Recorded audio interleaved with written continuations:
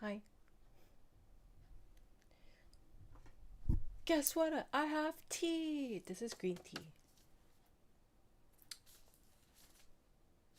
Oi cha. Oi ocha. Oi ocha. Hi. I'm good. How are you? How's everyone?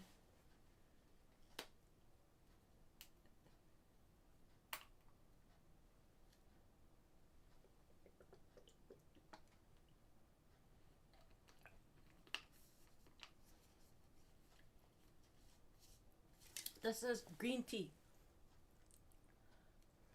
Oh, green tea. I don't know. Some people get curious as to what I'm drinking. I'm just drinking green tea. Thank you. Like, subscribe, join membership. Hey, hey, hey, hey, hey, hey. How's everyone?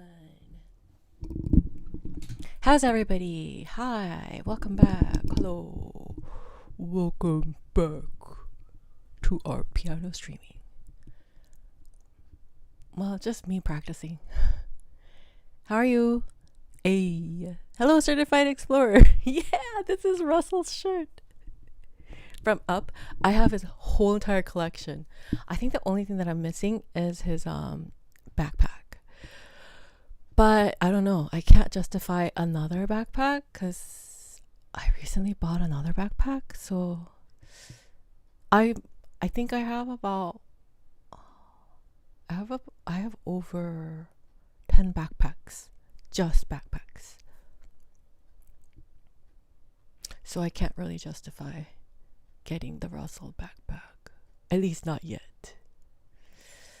I hope they still sell it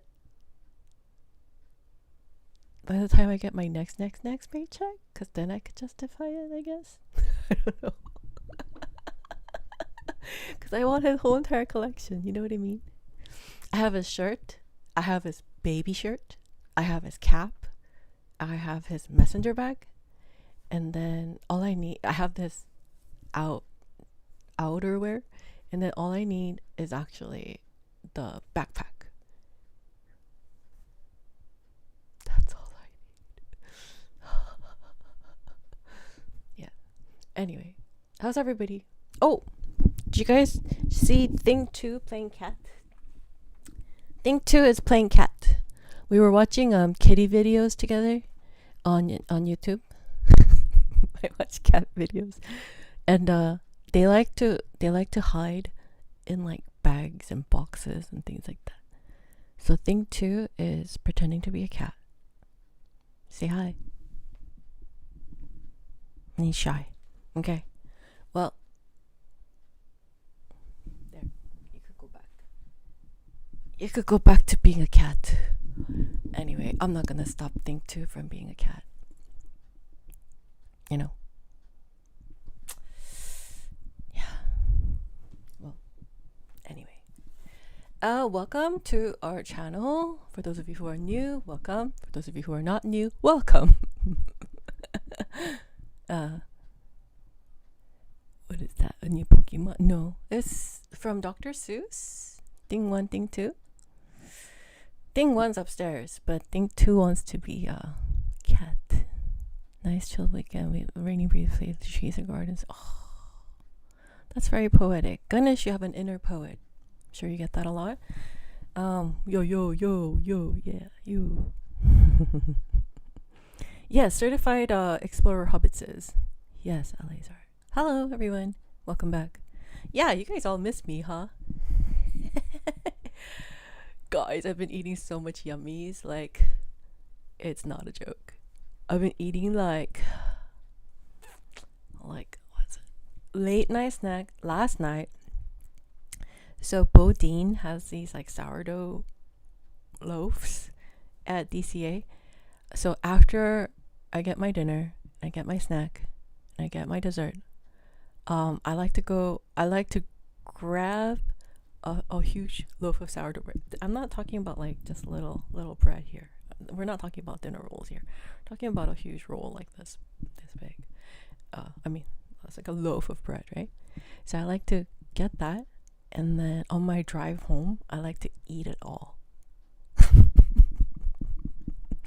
So I've been eating that. Actually, yeah, I had 2 late night snacks. Anyway, just been eating a lot of yummies. I love it. And I recently tried this one ice cream. It's strawberry coconut. I love strawberries. Strawberries are my favorite. And it was okay. I don't like coconut. I like coconut water. It's okay. But I don't like the taste of coconut. It's kind of weird, right? I like coconut milk though. Coconut milk is so yummy. Anyway, yeah, we're opening with food talk again. Because that's my passion, guys. Welcome in. Welcome back. Like, subscribe. And we're going to get started. I haven't touched the piano. She's ready and equipped for Journey to Destroy 3. I can carry you. Thanks, Eleazar. I might not be carryable at the moment because I've been eating like 7,000 calories. Approximately, give or take. Because I think, actually, no, it might be over 10,000. But let's just round it down, okay? My mom said it's not good for a lady to be bragging about how well she eats. So yeah, I mean, it's around 10,000 calories a day. But let's just say 7,000. Let's round it down. Yeah, I've been eating a ton of food. You see on my my card, it's like restaurant.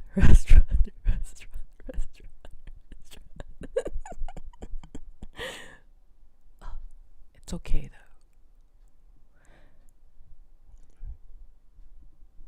though. All right. I'm just gonna start.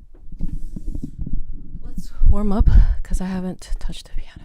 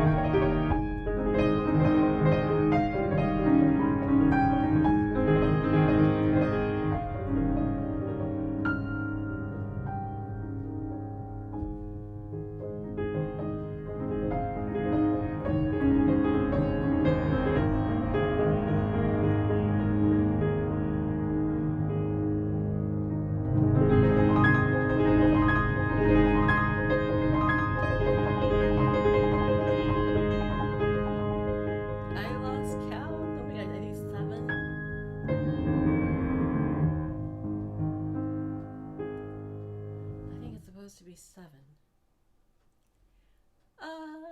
Let's do that again.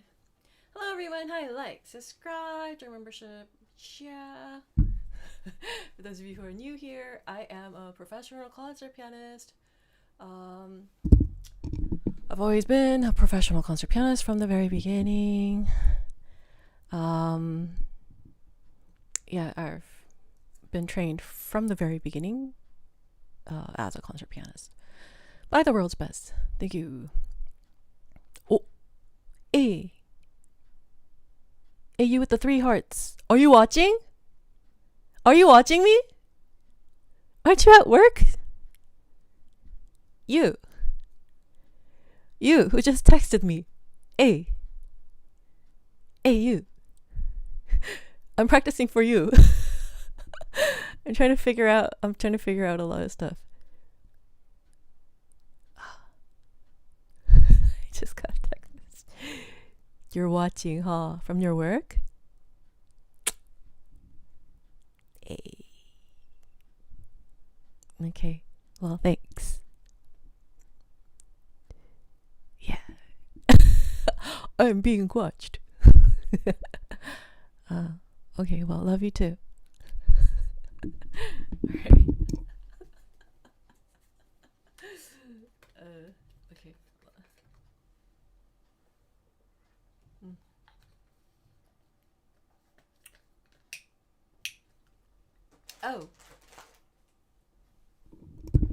Oh yeah. Yeah. So So when I lose weight, initially my nose gets taller, but then my nose catches up with the whole losing thing, and it loses itself too. So my nose is currently shrinking, which I'm not a fan of. I'm not a fan of my nose shrinking. Yeah, well, thanks. Can I play one of my own songs? You mean my Jingle Bells? It's the situation with that nose shrinkage is better. Before, what's going on? Oh, hold on. Maybe.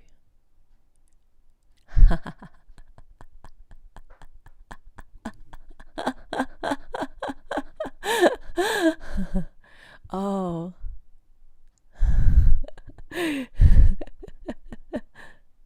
Okay.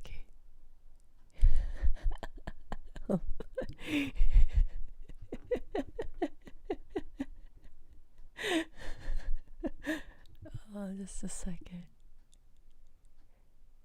What is this?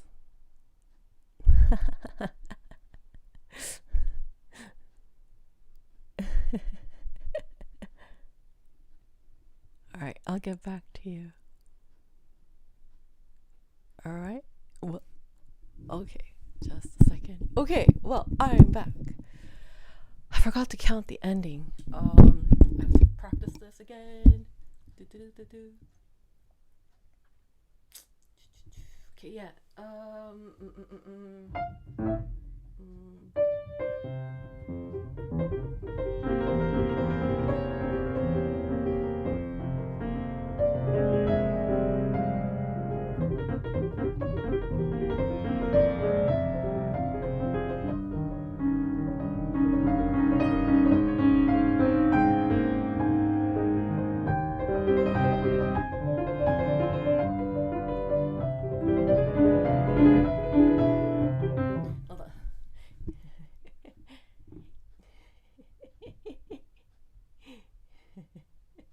Hold on, I forgot to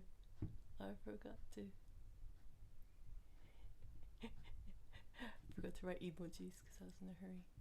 Alright,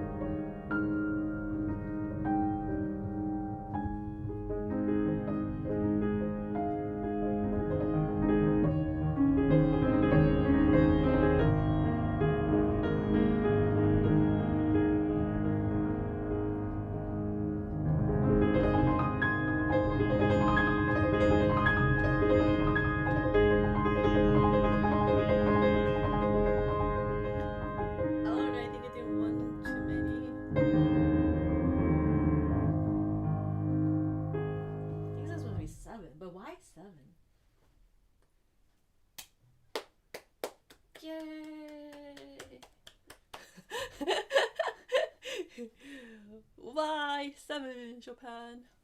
Why? Hello everyone. Hi, like, subscribe, your membership. Hi. Welcome and welcome back and welcome.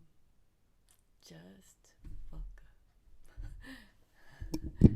Thank you. Hey, I don't know 808. Hey. Brava, Master Crazy Fingers. Yes. Bravissima. Thank you. Is that Russell jacket from Up? Absolutely yes. You know what's up.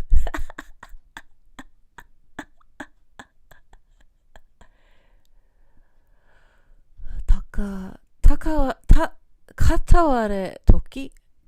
Doki? No. Did you watch the Blue Moon event? Did you catch the Blue? I seen it. Yeah, I saw it from Disneyland and it was so beautiful. Thankfully there was no like clouds or anything, so it was just beautiful, and I loved it.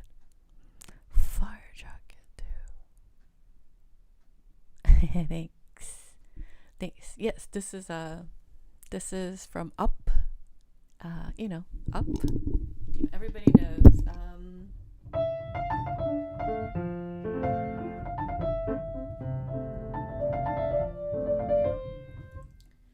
This theme. Yes, it's the kid. It's the kid from Up. When he's collecting the little badge. And he reads off of, "Hi, my name is Russell. Hello everyone, I'm Russell."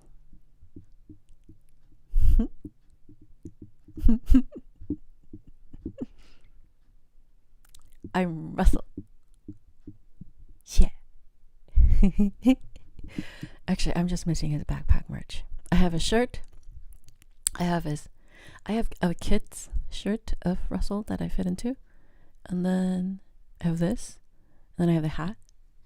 And then I have the messenger bag. There's actually a messenger bag of Russell. And then there's a backpack out. The only thing I'm missing is a backpack. And not because I can't afford it, but because my conscience says stop buying backpacks. Yeah. Because I went to Lululemon the other day and then I bought myself a backpack. And I wasn't calculating buying another backpack anytime soon. Because you see, that's just weird, right? If you just keep buying backpacks every day. Anyway. Because I bought this bag. This is new. For those of you who go to Disneyland, this is new merch. Completely new merch. It's like freshly new merch. Hardly anyone's carrying this bag. But yeah, I got it. I was torn between the Yellow Poo one and this one. But I was like, it's a pink Mickey. Where else would you be able to find a pink Mickey bag? And it's furry. You don't even need those like plushy bag charm things. This is a bag charm. It's a charming bag. I sound like a telemarketer, right? Or like one of those like infomercials. Hello everyone. Where else would you get a pink fuzzy furry Mickey bag? Anyway, yeah, so this is new. Yeah, I just couldn't get myself to buy another bag. Just been buying bags left and right, so need to take a break. But I bought this shirt. I'm collecting all things Russell. I think he's one of my favorite characters too. Anyway.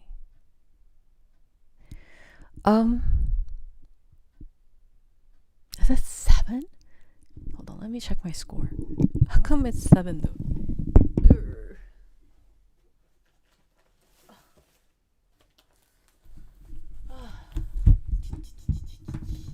How come it's 7? Come on. Why am I remembering it as 7? 7. Is it 7? Okay. Ah, because it goes down. That's first beat, and then 1, 2, 3, 1, 2, 3, 4, 1. It is 7. I was right. Oh, okay.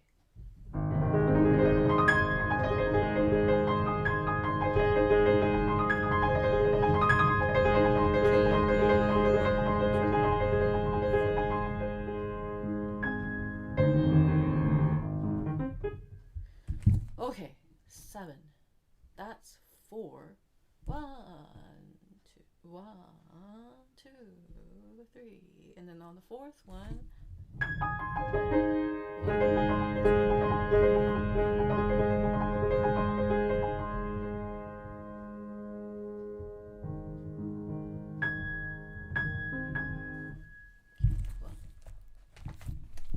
Okay, well, we're at it. Let's just do some etudes.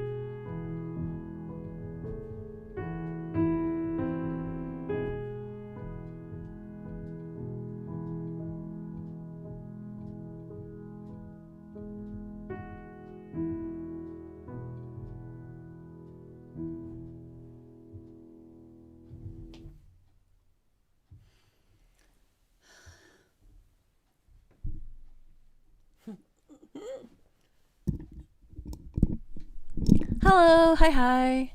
Hello, hi. Yeah, thank you. Yeah, sure. Do you? Yeah. We need to update it where Russell's all grown up. I know, right? At this point, we need some Hobbit costume. Hey. The stuff only Christine has. Oh, it's not just me. It's people from regular park goers have them too. Hey, France. Bonjour.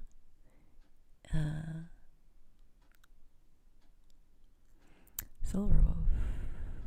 Suma. Hi. Dora the Explorer. Yeah, Dora. Yeah, that's another explorer. Phew. Jacket's actually so good. You look good, my friend. Thank you, my friend. Thank you. Hello, everyone. Hi. Like, subscribe, join membership. Hi. Oh. Yeah. Just warming up. I am Hobbitses. Hobbitses don't need Hobbitses costume. But I'll try to see if there's anything that makes me look extra Hobbitses. And we'll do that. Best way to fall asleep is just to how you play, but I request either different. Cool. Alright, well, that's good. Hi, hello, where am I? You are here. Like, right here. Alright, well, we're gonna get warming up at the dark side of the moon. You mean like the Sailor Moons? Like Sailor Moon? Surprise us. Surprise.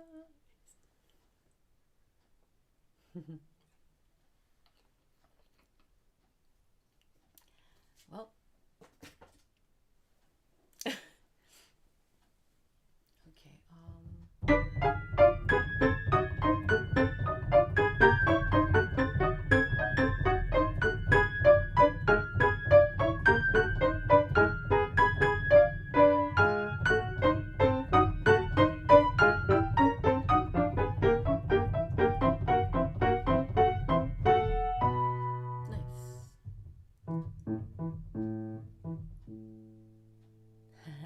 Cool. Cool. Alright, that's that. A lot of people play this one. I don't really like practicing.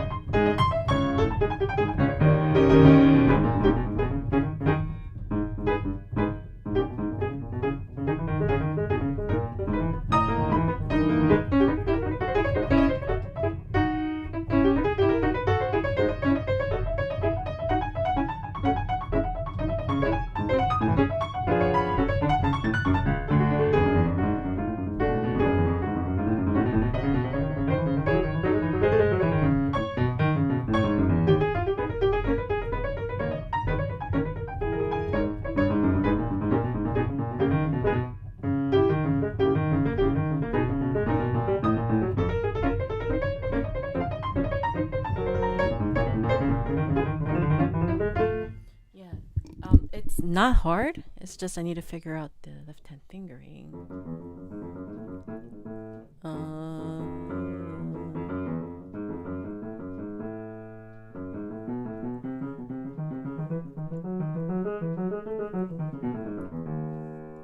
I don't want to use the Henley fingering.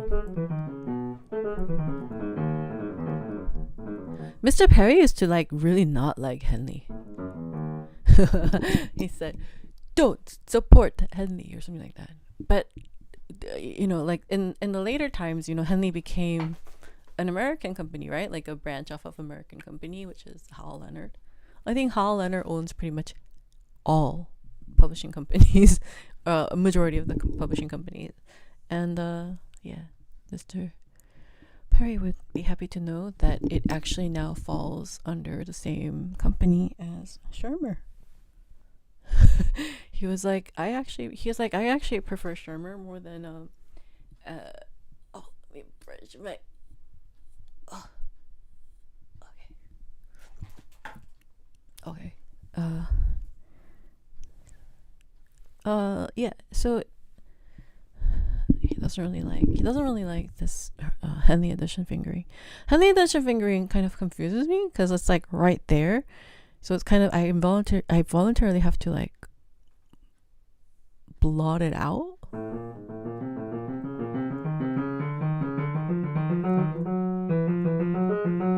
Yeah.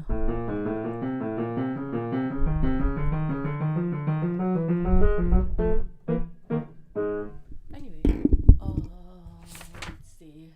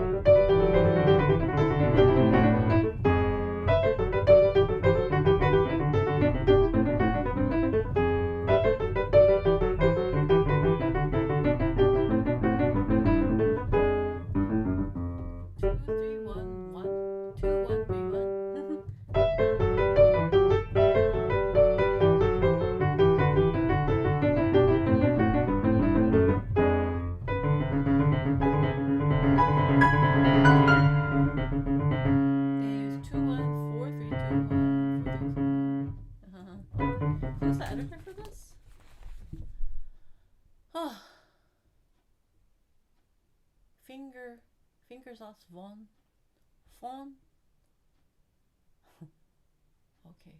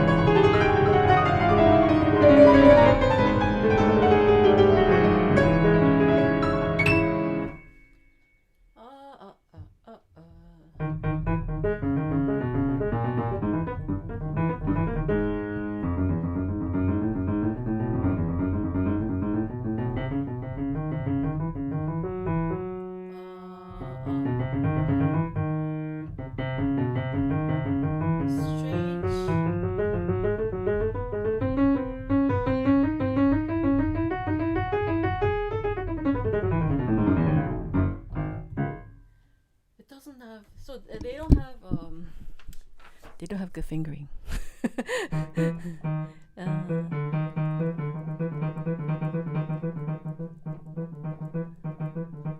Yeah, you would think Henley edition has better fingering than other editions, but they don't.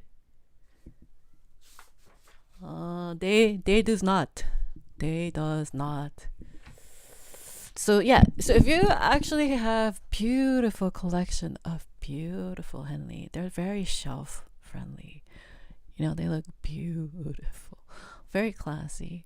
I would love like an entire bookshelf filled with just Henley edition one day. I have plenty of Henley editions, but like, you know, like when you go to the bookstore, they actually have like a shelf dedicated to like Henley editions. One day. But did you know Henley editions are absolutely cheap in Asian countries? I don't know how they make the duplicates, but the editions that we have are maybe it averages from like 28 to like 70 or something like that. Like it's, you know, but then over there, like I've seen foreign exchange students, and they had these like, it said Henley, but it had like Asian letters on them, and I saw the price tag, and it was only like $5. It was only like $5 for what you would pay here for like 70 something. So books are expensive here, but I don't know. Anyway, yeah, in any case,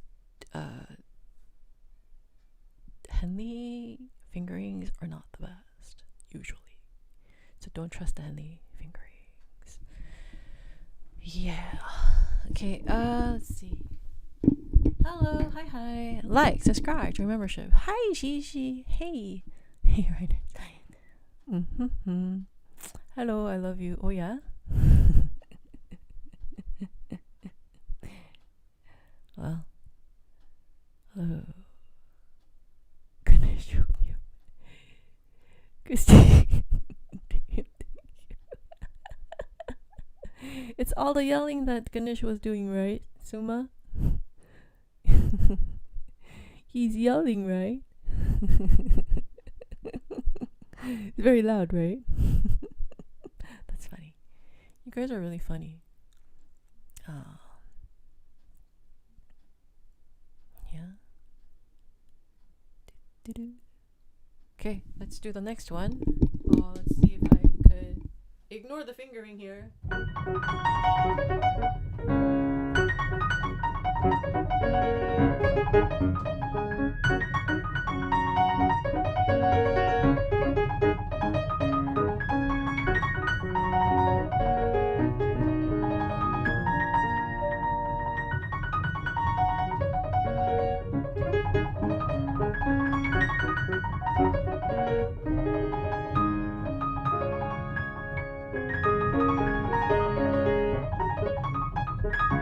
Wow.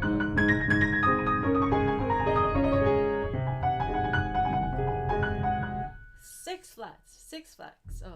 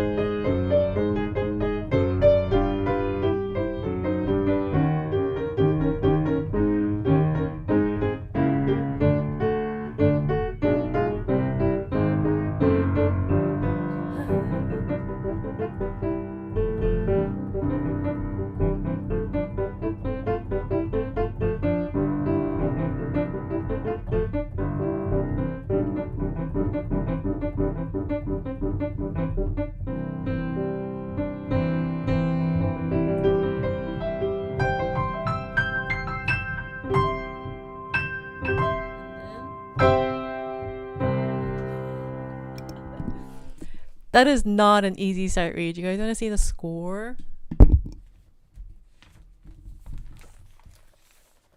You want to see the score? This is not an easy sight read. Just take a really quick look at it and tell me what you feel about that, okay?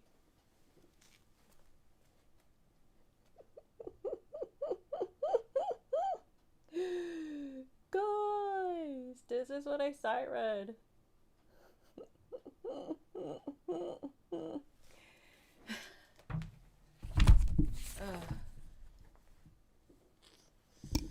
It gets worse.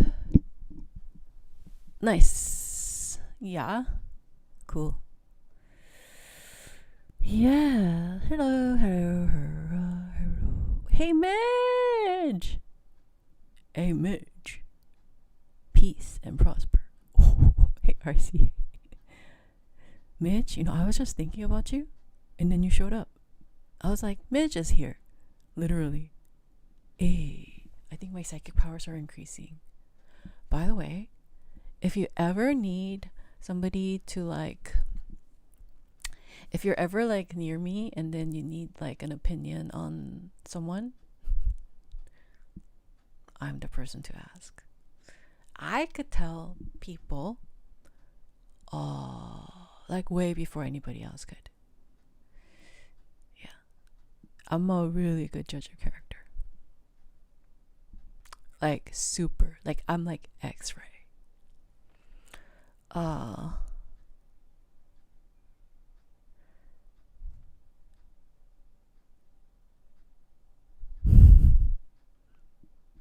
Hello. Hi.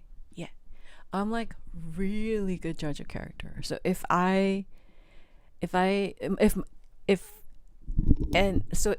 compliment somebody, it really means a lot. Cause yeah. I'm a very, very good judge of character. If you ever need an opinion on is someone trustworthy, let me know.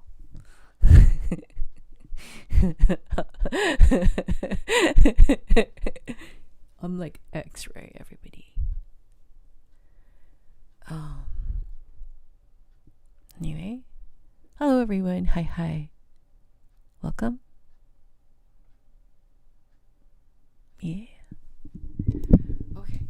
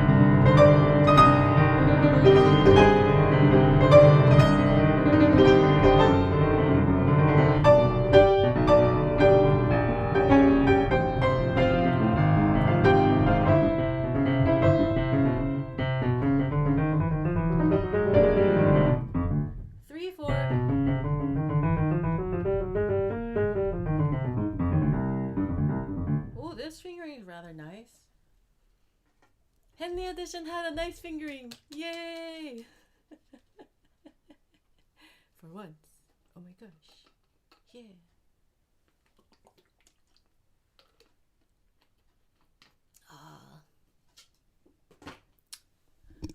It is a rare thing for Henley edition to have really good fingering. Actually, fingerings are actually passed down mostly from your teachers. The best fingering is actually passed down, customized from your teachers, because your teachers know exactly like how your fingerings actually depend on your finger shape and size. So what might be really good fingering for somebody else might not be really good fingering for you. So that's just kind of I guess. Yeah, that's why you need to get a good piano teacher once you pass like a certain stage in learning, because it's not it's not only musical stuff which you really need to learn. The more you learn about music, the more you'll realize that you'll need to learn about music, and the more you know about music, you'll realize that your standards were wrong. It's one of those things where like the more you know, the more you're gonna look back maybe and say, oh, my taste wasn't so good. It's one of those things, like the more you know, your taste is gonna change vastly. We're not just talking about like from here to there, we're talking about your entire outlook on music will change. Your taste will change. Your standards will change. It's just your whole entire mindset's gonna be like different. So yeah. So I think everybody should learn piano from a good teacher. And a good teacher will give you like a customized fingering just for you. One that works just for you. And that's going to be the best fingering. Not like a generic one that's like on the page, but fingerings are highly personalized, so to say. So I suggest you all learn piano, and you go get a good teacher. It'll be life-changing. The way you see music, the way you hear music, the way, yeah, it'll be life-changing. Anyway, hi, how are you? Hi, Freddie. Morty, I'm good. Just a little, yeah, just a little, so you know the keys without looking at them. Yeah, I'm kind of on autopilot, right?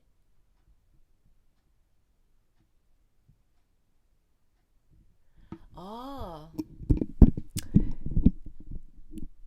I'm low-key scared to take up music as a major, but I've been playing like my whole life. I see. You don't have to be a music major to get to take classes through the school or anything, right? Do you? What does a pianist day look like usually? Well, mine's not a typical pianist. I actually don't practice as much. Hey there, Christine. I've been a listener the last couple of days, just haven't spoken up. I'm here though. Hey, Midge. Good to see you. Good to see you. Good to see you. Hey, Flash. Hey. Flash, how are you? How is Flash? Hey. Nor? Cool. What are these things? Ah. Cool. What's this? Ah.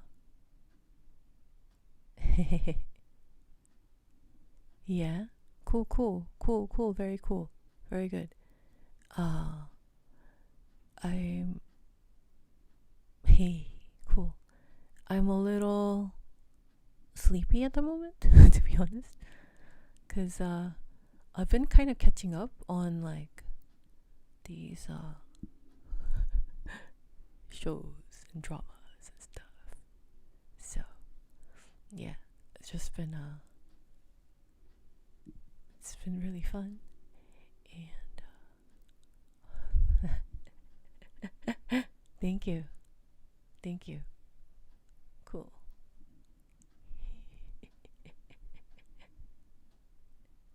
Is there emoji for that one?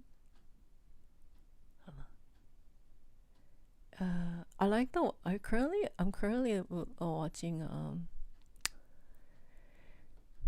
Well, actually, I finished watching. Hey, I'm good. Hey, Flash, you're just making food and listening. That's the best. Yummies. Chris, what's that list? This was all the nickname. Did you know Chopin hated nicknames on his pieces? But anyway, this one's nicknamed as Revolutionary, or I think that's what it's called. It's the Opus 10, number 12. I'll get back to it. I was just talking about Henley Edition fingerings and how Mr. Perry hated it. Because he said, "Oh, there's a person behind the desk who doesn't really play the piano very much. You know, just arbitrarily punching in numbers for these passages, and you know, like without test. He felt like it wasn't tested enough. Because honestly, like, okay, so here's the thing: there's like level 1 fingering, because you could put fingering on anything, right? And it looks good on paper. It's kind of like those people who, like, on surface they look like stand-up, you know, beings, right? And then like, you know, when you get to the next level and it's like, oh, right? So there's actually next level fingering. So Mr. Perry felt like these were kind of shallow fingerings. Yeah. So yeah, some of these work, some of these don't work. But you know, the best ones are always given to you customized by your teacher. Anyway, hello. I love it. Thank you. Just listening myself playing some old pieces a year ago just said, what was I thinking? Is it evolving? It's evolving the more you know. Absolutely, yes. And that's, you know, that's actually very healthy, right? So just making food and listening. Yeah, yummies and music. A Flash, that's the best. Christine, cafe, milk. Oh yeah, you? Yeah? Yeah? Cool. Oh, you want me to drink something? Well, I have 3 choices. It's a cafe here. Yeah. Look, I have green tea, I have water, and then I have chocolate milk. Whoa, dude.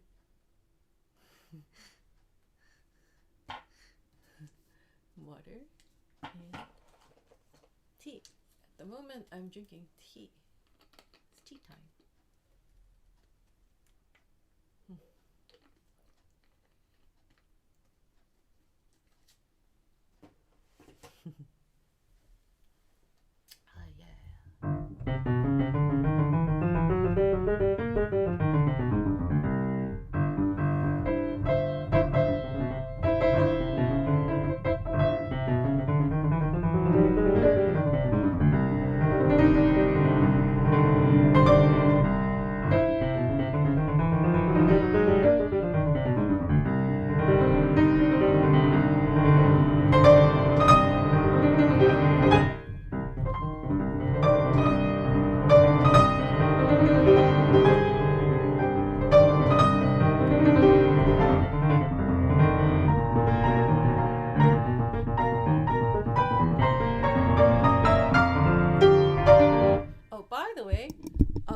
If you notice in the etude, there's going to be little hairpins, like these little swells, like short crescendos and short decrescendos.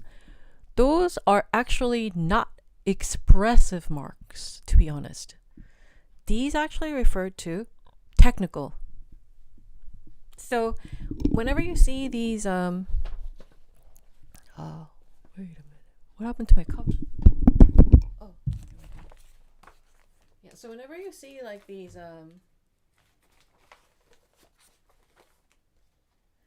so whenever you see these like short, like where's it? You see like those hairpin, like it goes like that and like that, like these, and then like these. It's actually referring to technique. Fingers. More than expression. Because there's a technique to do it. So he's saying use it.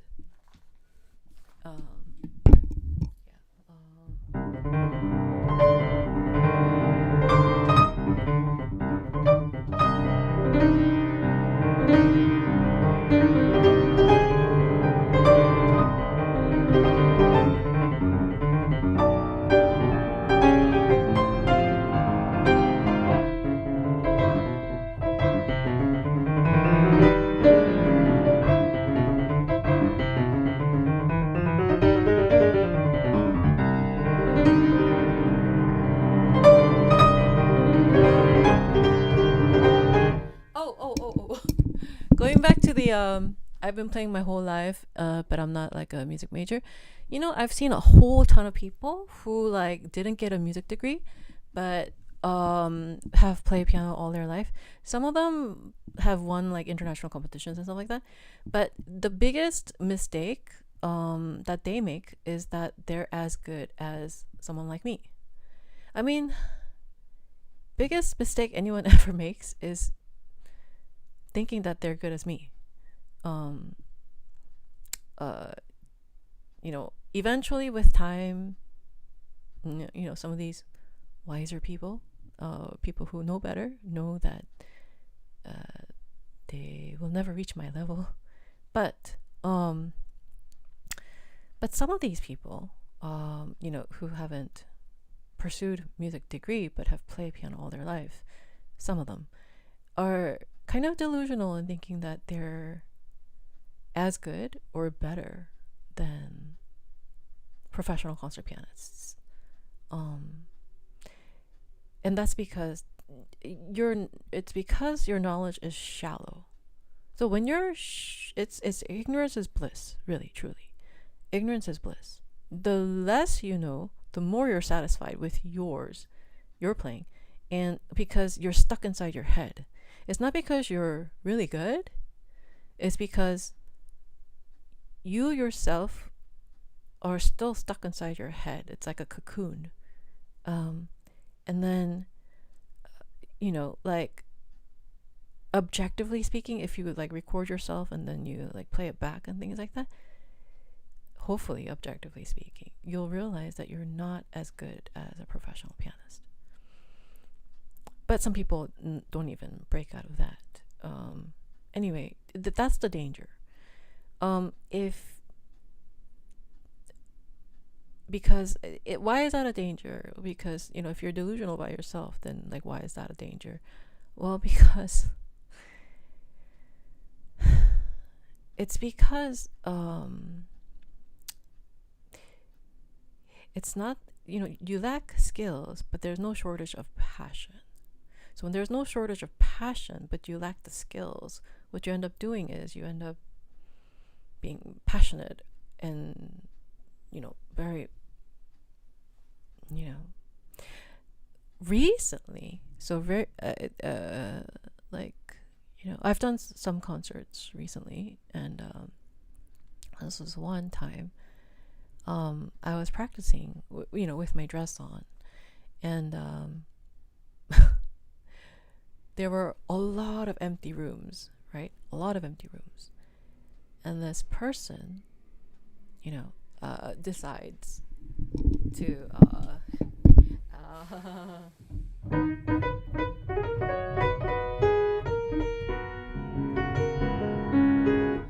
and it's like you know, it's this big thing. It's like there's tons of rooms, but chooses the room right next to me and starts banging on Scriabin Fourth Sonata. And I'm thinking, this sounds horrible. You know, I'm in my room thinking, you need a lesson.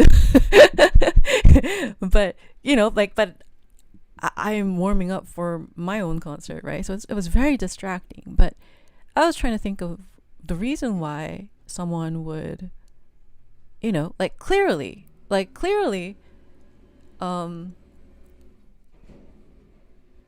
it's very clear that I'm a professional concert pianist from the way I play. My sound, my technique, my interpretation, everything is spot on. It's world class. It's world's best. It's just spot on. It's a very unique interpretation. There's nothing like it in the world, and it's just one of a kind. So, you know, like you're playing next to the world's best, but it's this very sloppy Skriabin 4 sonata keeps banging on it like for a long time too. I was thinking, dude, this guy this guy needs work. I'm going, he needs work here, he needs to work there, he needs to work on this, he needs to work on his sound, he needs to work on his Russian approach. He's not using Russian technique. He only knows the notes, and his fingers and reflexes are relatively fast, but he's missing all these notes just because his fingers are not anchoring on the keys. It's just kind of flopping around like, you know, and I was like, it's like, what is he doing? Why is he doing that? And then like, why is he, of all the empty rooms, right? Empty rooms. Why is he next to me? It's just, and it was, you know, it's moments like these, right? Where passion, you know, like there's abundance of passion, right? So it's like, it is damaging. You know, there's a famous saying called "Know thyself," right? And yeah, it's kind of important to know thyself. And yeah, it was like, and I kind of imitate like, and like, you know, it's the same guy who plays Rachmaninoff too. And and that day too, it was like completely empty, like it was completely empty venue, and there were tons of rooms, and he just had to pick the one that's right there. And you know, he's playing Rachmaninoff like so sloppy, and like nothing's landing, like nothing's like anchoring, because he's not using the proper technique. With Russian music, you have to use Russian technique because that's what they're basing the composition on. But he hasn't learned Russian technique or, you know, sound production, so he doesn't know how to use his body. He doesn't necessarily have to, I guess, but he's forcing everything with his arms, and he gets tired, and you could hear him tense up, and then his, you know, it's like it's and then, you know, he's going next, like I'm preparing for my concert, and then he's going you know, he's doing this, and I'm like, dude, it's like he's bouncing right off of the keys, because when you're tense in the arms, you bounce right off the keys, and you don't go in the keys. And so he's bouncing right off the keys while, I can't even do it, but while, you know, forcing it with his arms. But when you force these things with their arm, and you know what, even pianists who play a lot of concerts, I don't consider them concert pianists. Concert pianist is a specific breed, and people who are very close to me know the difference between a concert pianist and a pianist who plays a lot of concerts. A lot of pianists who play a lot of concerts, very famous people who play, you know, they're pianists, but they're not concert pianists. They play a lot of concerts, and they'll bounce right off the keys and start missing a lot of notes, and they'll get flustered, but they'll start banging on it, like, you know, with all their arms. And this is like typically the sound that they get, you know. You know, and then this kind of sound, like, people are like, wow, you know, until they meet a real one who could really play with the Russian technique. And then we'll realize, oh, you know,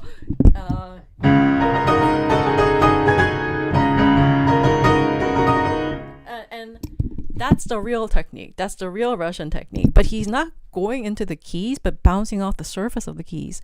Anyway, so here I am. I'm just, I'm a concert pianist, one of the rarest concert pianists in the world. I was trained by the world's best, a real deal, the authentic one. Some might say, I'm like Yoda, right? The real deal. And I know how to use the force, the force is with me, the force is strong, or whatever. Yeah, whatever.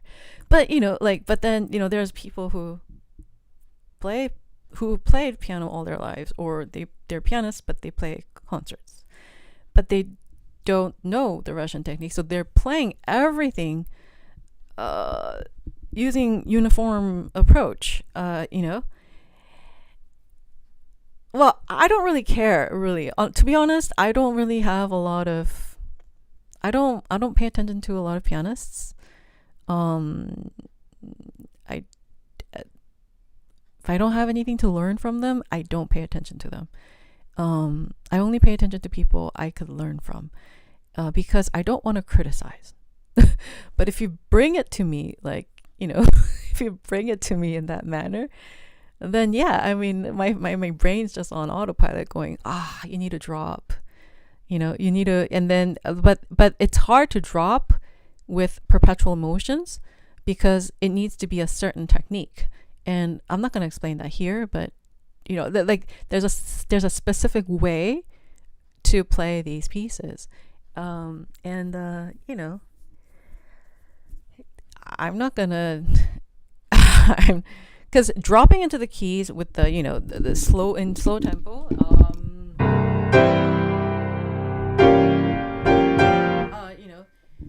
that's easier to do. But if you but there's a technique where you do it in fast speed, and things like that. It's very rare to find a pianist who actually knows all of these techniques. I know all of them, the entire shebang. But I'm, that's why I'm one of the very rare pianists in the world who's actual concert pianist. Started concert pianist, still a concert pianist. But anyway, so then, yeah, there's these, there are a ton of pianists or people who've played piano all their lives, or pianists who play a lot of concerts, who believe that they are concert pianists or at my level. And I don't know, it's just... You can't be bouncing off the keys and thinking like this is the best level in the world, Like if you're bouncing off the keys because you're too tense, all this air, this kind of flapping thing, like this thing, like no matter how much you practice this, you won't be able to get the sound that you want. Like a concert pianist would have been trained from the very beginning, how to handle all of these, right? Anyway, even if, you're not pursuing a musical degree, please go ahead and find a good teacher, because if you're relatively advanced, then you might be kind of near risking like injury and stuff like that too. The more advanced pieces, like, I wasn't worried about him because, he seemed like in his prime, like, yeah, his recovery rate is probably overnight, like even if he feels tense and is tired and all that stuff, he probably could, he'll bounce back. But that's no way, even like without the injury talk, right? The sound is no good. It just doesn't sound good because you're just on the surface hitting the keys, and you could hear the flapping too. And that's actually what most pianists who play concerts, that's how they deal with things. They think, oh, I play fast, I play accurately, and that's enough, But there's actually, these composers were trained. They were trained. And I've been trained how they were trained. So anyway, they flap and you could hear the and it flaps, and they're missing the notes, but it's fast, and they're trying to aim for the right note. It's just not working. Anyway, if the dude happens to know me and is following me around, hey dude, you need to find a good teacher. Your repertoire selection is great, but you just need to find a good teacher and take lessons.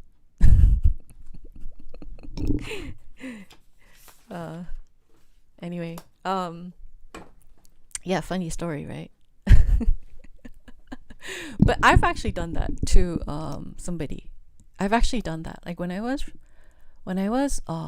17, and I had learned Rock 3. There was a guy practicing Rock 3. I think he was. I at that time I was like, he's a college person, right? So then, cause I wasn't in college, and I was like, yeah, but I could play better than him. So then I started playing Rock 3 next to him. Like I did that on purpose. I'm guilty. I did that when I was 17. But I played next to him, but then I was playing faster than him. So I would play slightly faster than him and better. And then I was like, yeah, I'm better than you. But then it turned out that he was also a Mr. Perry student. He ended up coming out of his practice room to see like who I am. And then I would stop playing, and then he would go back in, and then if he starts practicing, I would practice exactly the same piece. I know as a 17-year-old I was pretty cheeky, but yeah. So then I saw him at Mr. Perry's studio class, and I was like, uh-oh. It's like, uh-oh, that's that guy that I was. Yeah. I've done it, but it's, but I played better, like if you want to do it, then at least play better.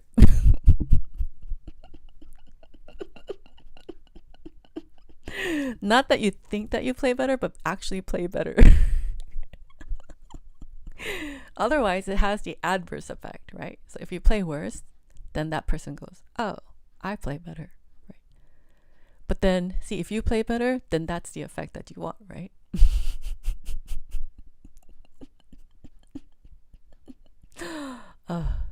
Yeah. I was bored. Yeah, I was bored. I was new at Aspen. It was a new summer thing. Like it's the beginning of the summer. I didn't have any friends then, because every summer there's like different crowds that come in, and so that was when school was starting to register, I guess. Yeah. So I didn't have friends yet. I didn't meet anybody yet. So then I was just going to practice rooms just to like warm up and stuff. But like, yeah. So I was having fun, but it's okay. Because he and I became friends. That's okay.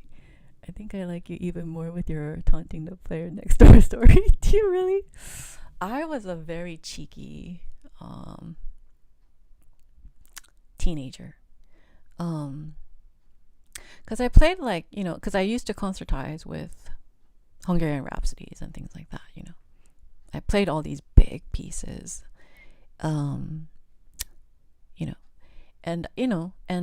Mr. Perry brought me over to USC, and I was the only high school student, and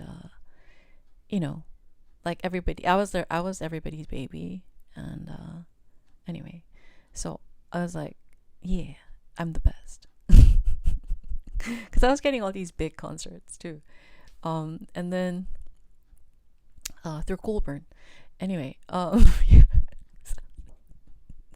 So like there's somebody who's at my place.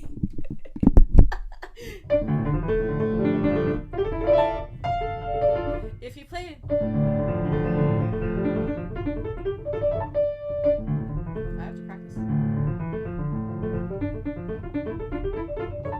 If he played at that tempo because he was practicing, then I would suddenly just be like, and I played it because I just performed it, so I had it fresh. And I played it. I played it so well that Mr. Perry was like so proud of me.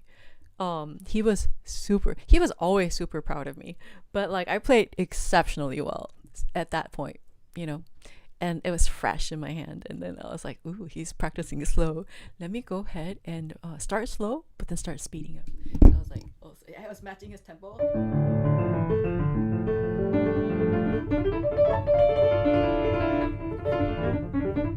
And then I would just speed up, and then I would keep doing that to, and then he would jump to another section, and then I would do that.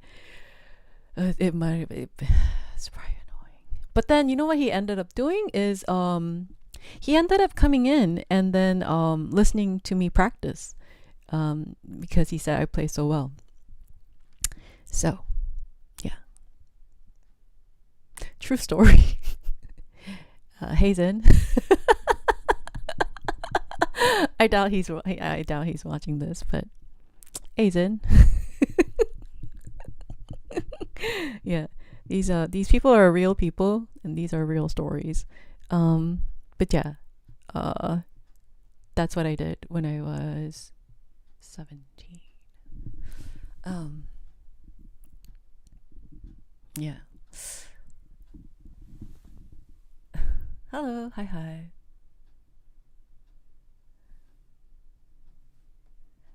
And you are the one I love listening to for sure. Your interpretation and all the nuance piano playing, carrying is beyond. Oh, thank you. Ooh, hobbitses. Yes. Oh, my English. Sorry, I hope it makes sense. I want to say I'm pretty picky about who I'm listening and the stuff you talked about. Oh, cool. Yeah. Understand your point completely. I'm not top by any means. Just did it. Ah, I see. Cool. I see. Cool. Yeah. Well, thanks. Yeah. Baby shark. My playing has been also been compared to a floundering fish. Oh, great. Imagine Christine's pain listening to that. Yeah, it was pretty painful. Yeah. In any case, Chopin was so sensitive he didn't like when Liz called him Freddy the Sea. You know I call him Freddy the Sea.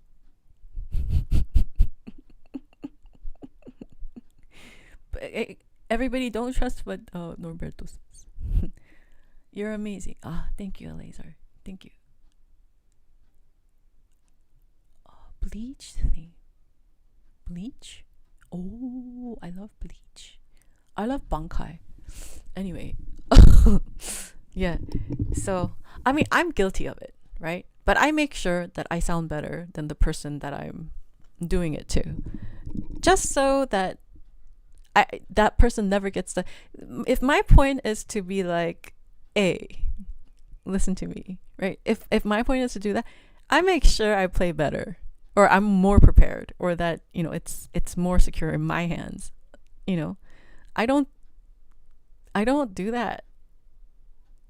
You know, if I feel like that person could be like, oh, it's not all that.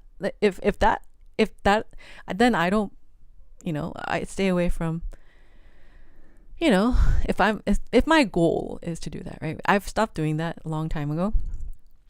But, you know, at that point, I was like, if I'm going to play, you know, for example, Chopin Scherzo number 3, right? If somebody's practicing Chopin Scherzo number 3 and I really want to just like play next to that person, then I will, right? if their octave is like, you know, if they're practicing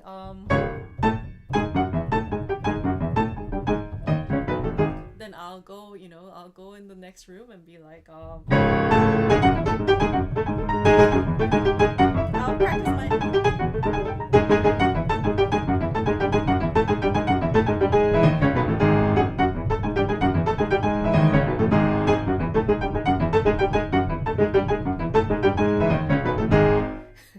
I'll practice it just like that. I'll warm up. I'll start warming up, and I'll do it just like that. And then if they're practicing, you know, the harder part, then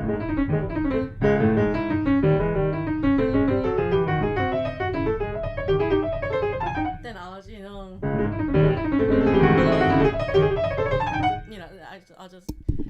I'll just do it like double tempo or whatever, you know. I'll do it, but I'll make sure that I know the piece and I know how to play it better than anybody, you know.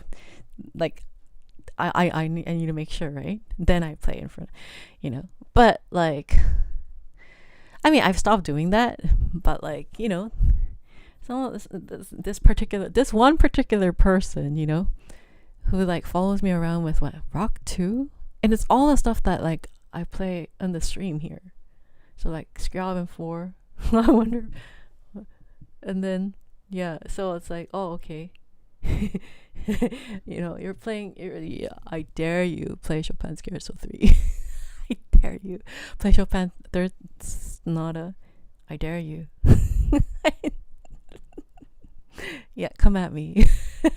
Rock 2, yeah, I'm there. Now that I'm free from like certain piece obligations, yeah, I want to bring Rock 2, I'll play it.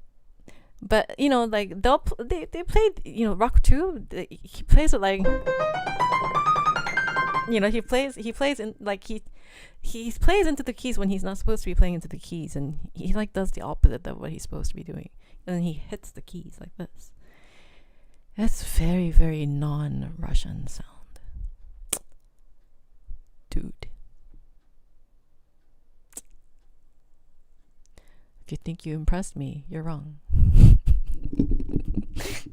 Anyway, yeah.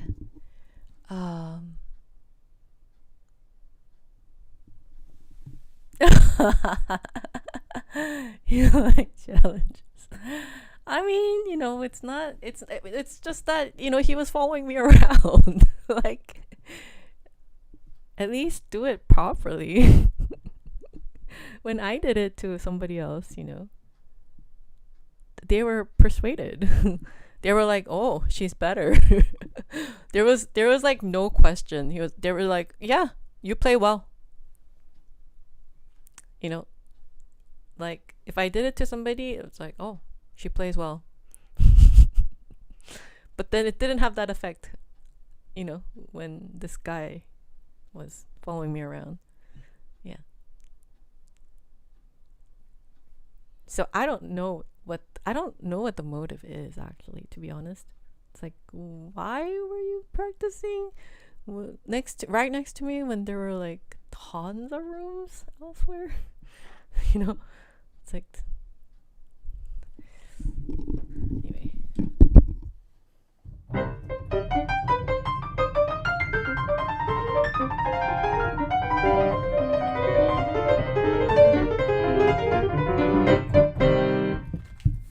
Let's see. Okay, let's go into Rock 2. Since we are hold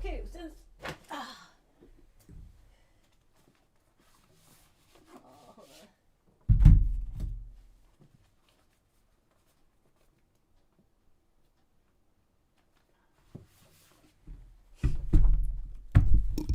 I might have to get battle ready, right? I might have to get battle ready, right? Let's spruce this up.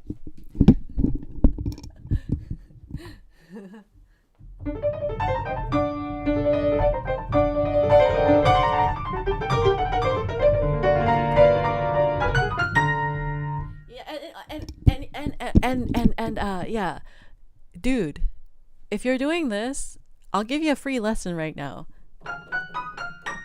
You're supposed to be doing it in such a way that it has a ring to all of these. You're supposed to ring these. If it falls flat, like if it sounds choked, you're doing it wrong, and you sound choked. So yeah, your sound is like it sounds constipated.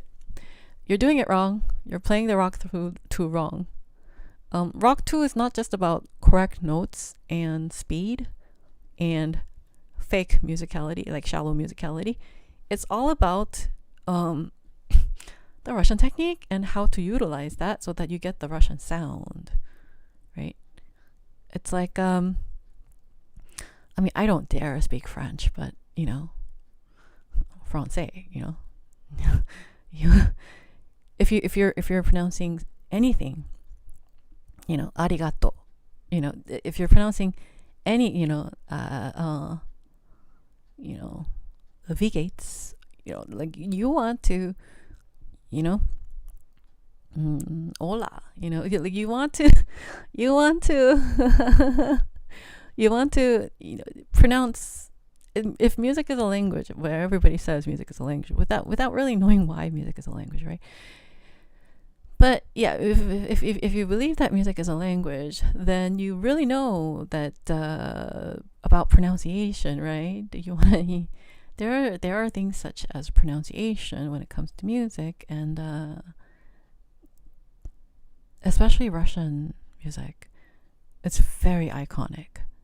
The Russian sound, it's very iconic. So yeah, dude, you're like tensing up and choking up and bouncing off the keys while making a lot of effort. Your efforts are not efficient. So I'm gonna practice in case this guy shows up again. Like, the thing is, when you're the best, you never sign up for a challenge. You never sign up for a challenge because you know that you're the best, right? Like that was always me at school too, right? When you're like the school has a ranking system actually. People talk about international competitions all the time and all the time, but schools, everybody is probably, everybody's kind of in, international competition. You don't have to send in an application, right? But like there's a ranking system, and I was always at the top, of the ranking system, and for a reason too. Like other professors try to recruit me when I was a student, belonging to the best studio too, and there were anyway, pronunciation matters. For example, if you're playing Mozart, you have a Mozart sound. If you're playing Schubert, you have a Schubert sound. If you're playing Chopin, you have a Chopin sound. If you have Brahms sound. Beethoven sound. Rachmaninoff sound. A Russian sound, right? Right? These are pronunciations. Equivalent to. Anyway, dude does not have pronunciation. Dude speaks all the same tone. It sounds constipated.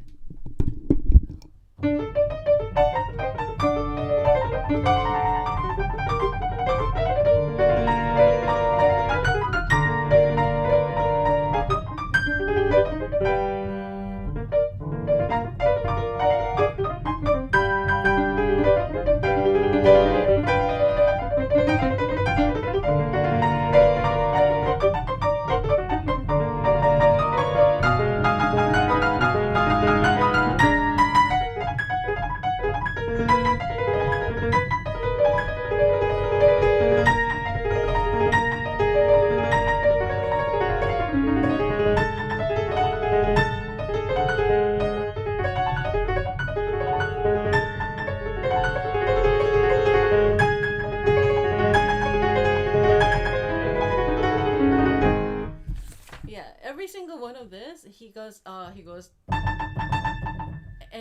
he's bouncing off the keys because he's putting too much pressure. Yeah.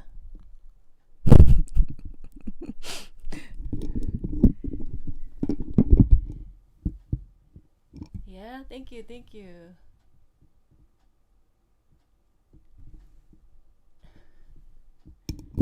Thanks, you're over 20% today. Actually, I'm not.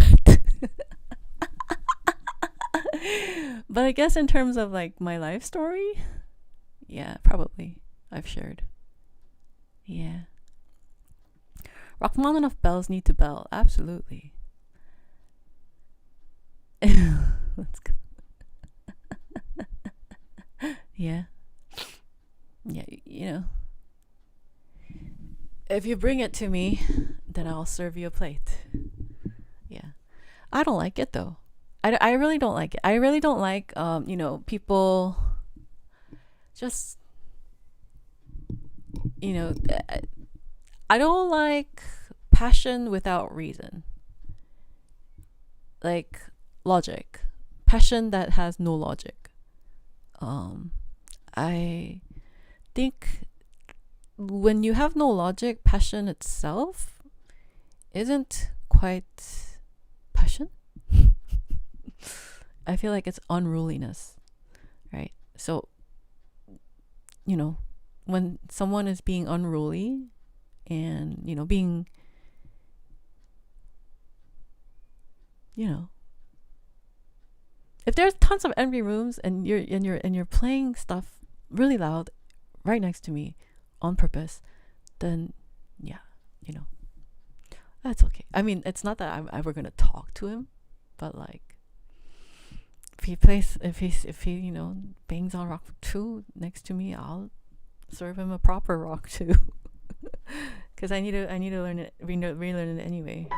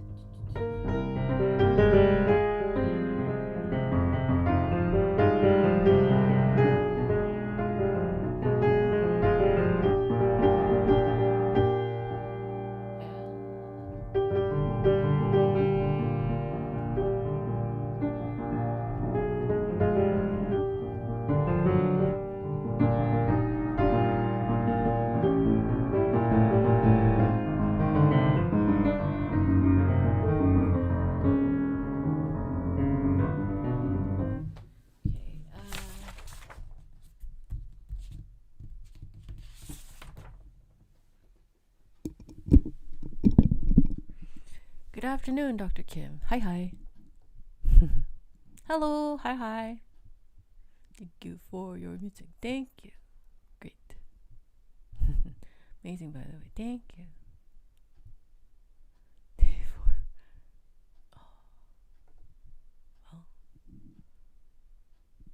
Oh. I'm gonna practice so that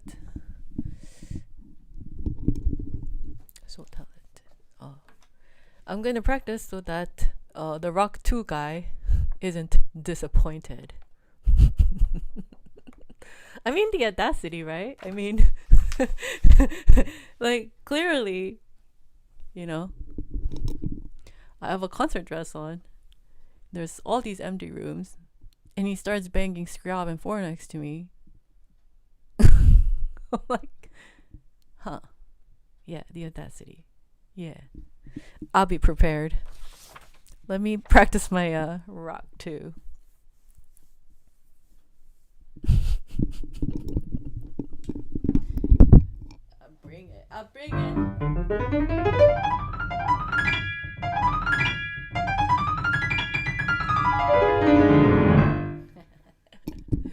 This is how a concert pianist, professional concert pianist, does rock too.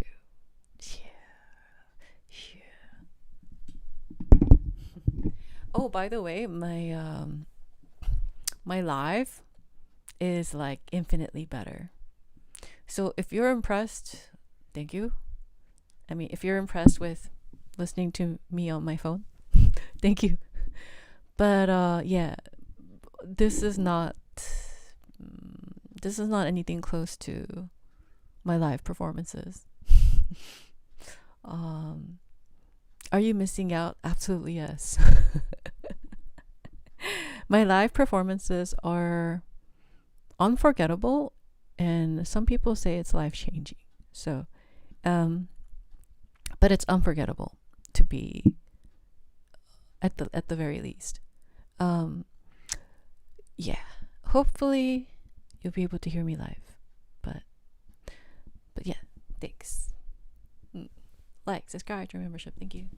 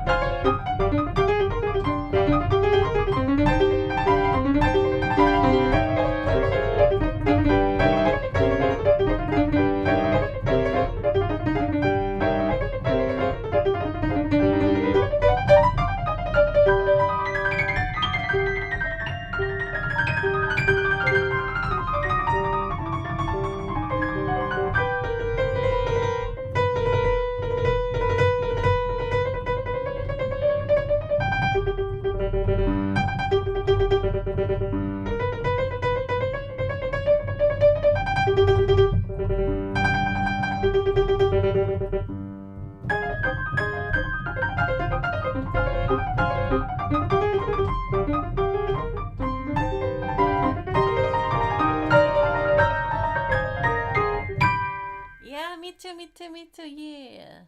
Yeah, nice.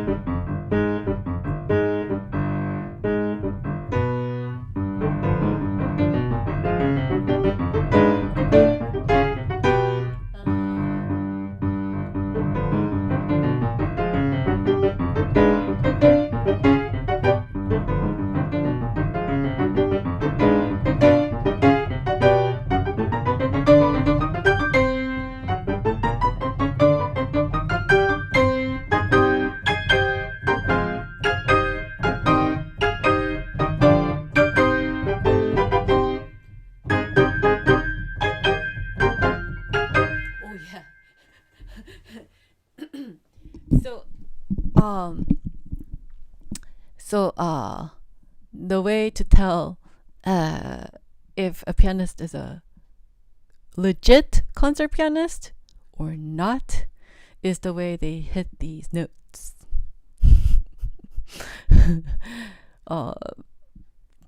The wannabe concert pianists will have shallow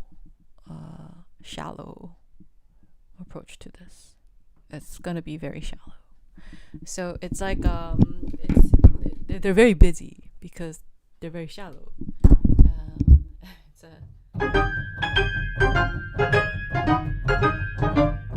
It's this kind of. I can't really imitate it quite well because I've now just been automated with the real technique, but it's a very shallow slap slap slap slap slap slap slap slap. This kind of sound. Pop pop pop pop pop pop pop. They slap it. They, like slapping your face. They slap the keys.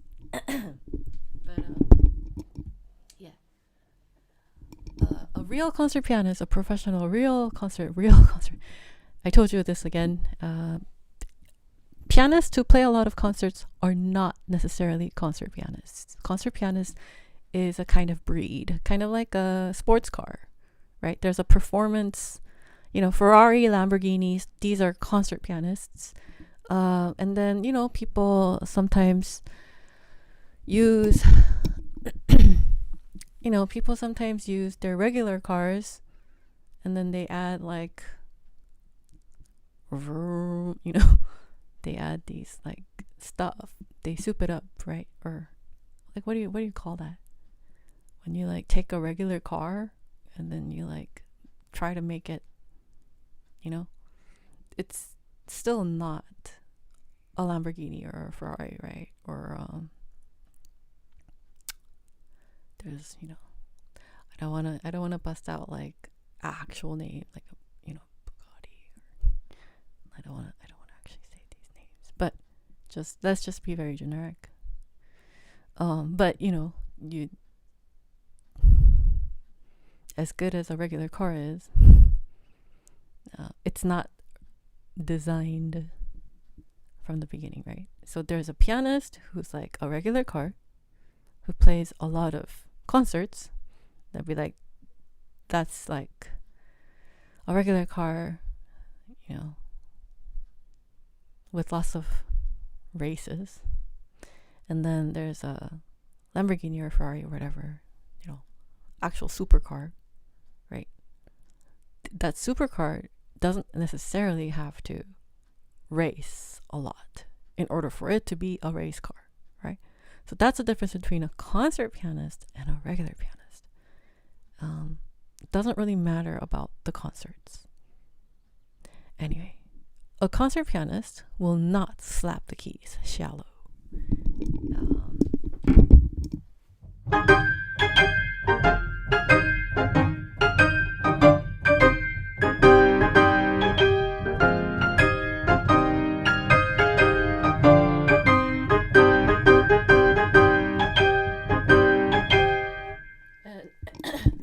And you could hear it by listening to it's fast, but it rings and it's free.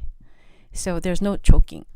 It doesn't, the sound doesn't choke up, and it's not shallow. So a real concert, the way to tell a real concert pianist from a fake concert pianist is the sound and how the notes vibrate off of the keys, and how it fills the venue. That's how you know you're dealing with a real concert pianist. And you think the sound wouldn't matter, but you have a Steinway D in a concert hall. Yes, it does. And can the audience tell the difference? When say for example a concert pianist plays and then the regular pianist plays or whatever, you have something to compare it to. Absolutely, yes. It's like night and day.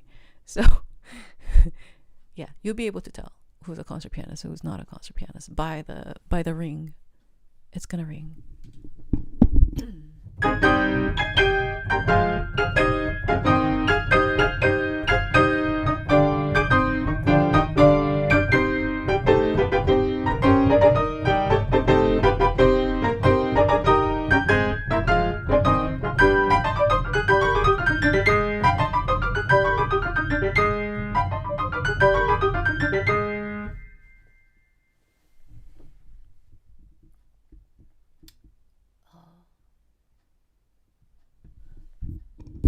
I've watched lots of key slappers.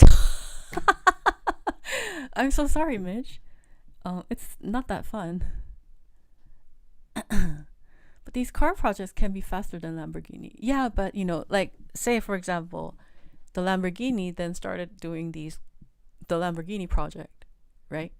So the regular car, right? But then say for example, a Lamborghini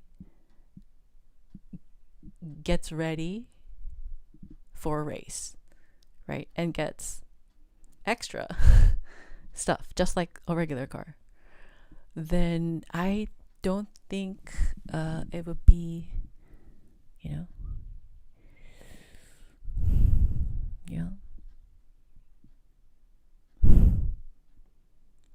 Thank you.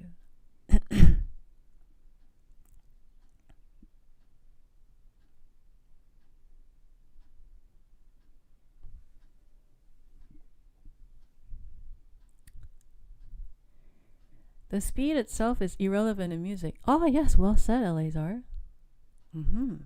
Because there's actually so I have a thing about that, but I don't want to share it more than 20%. So I'll just keep it at this.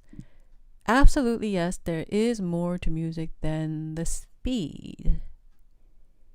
And for a concert pianist, what that means is it has a lot to do with physics. A concert pianist is very science-based, very physics-based, from the nature, like from the ground up. A regular pianist is not. A regular pianist is based on the notes, what is generically acceptable as Chopin, generically acceptable as this, people's opinion. A regular pianist is based upon people's opinion and what they feel like is the correct interpretation. It's about feelings. A regular pianist is about feelings and about people's opinions, and it's very like But then a concert pianist is very just physics based. It's like facts, physics, things that are not so like theory based, right? A concert pianist is theory based, physics based, just based on the nature of the sound itself, like the nature of the music itself. But a pianist is more about the appearances of the music. What is seemingly the appearances of the music. And one would think like, oh, isn't that better? Actually, no. because when you concentrate on the appearances of music, then you don't care about you slapping the keys and flapping around. But then a concert pianist will know that physics, and it frees up the vibrations, and there's no more, and the sound carries a lot further, and it's a lot richer, and the effect is the original effect. So it's very different. There's a lot of differences between just a regular pianist who could be playing a lot of concerts and a concert pianist who's built ground up concert pianist. There's a lot of differences between the two. And when a pianist talks about technique, it talks about like finger speed and things like that. But when a concert pianist talks about technique, primarily we talk about control, whatever it may be, whether it be speed or sound or nuance or timbre, like whatever it may be. We consider technique like a really broad like term, as opposed to something. Technique is like very specific, right? Separate from musicality, right? That's what pianists do. They separate musicality and technique. But concert pianist does not. Concert pianist knows that the branch of technique it could range from anything from something like this.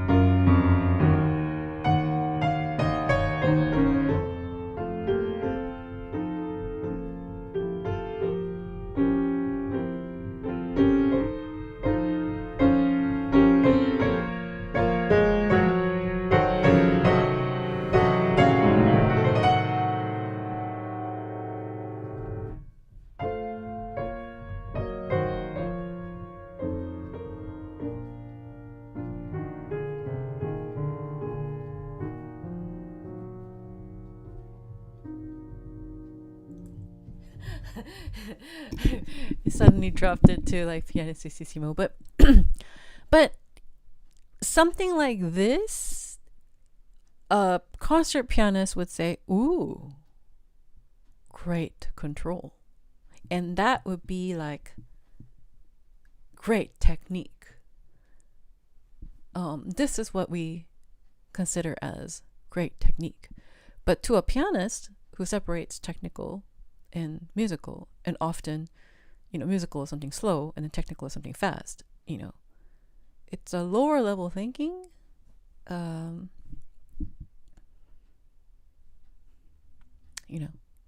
But to a concert pianist, we consider technique as like a control thing. Are you able to control every bit of the music as you intended?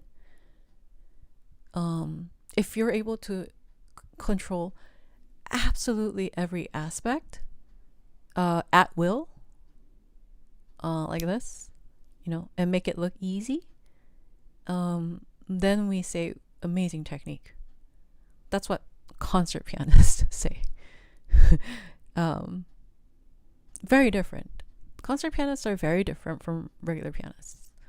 There are a ton of regular pianists, but there are real concert pianists trained by the world best are very rare. And it's a life-changing experience. It's a very eye-opening, life-changing, and unforgettable event when you first listen to a real concert pianist perform.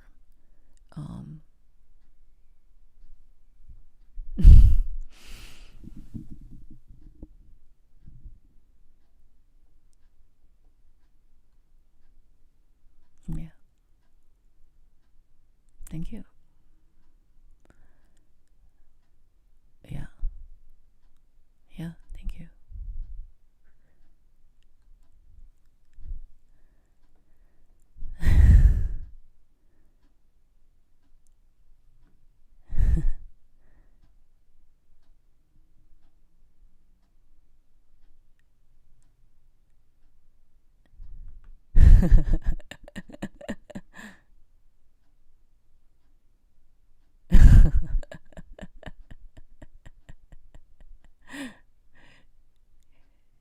I think people are wanting requests when it's not request day.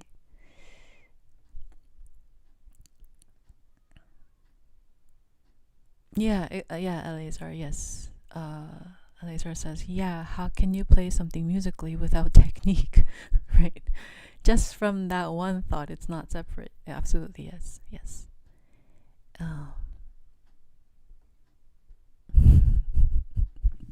Yes. Well, like, subscribe, join membership. Thank you. I'm actually practicing. Well, just getting prepared. Yeah. Thank you.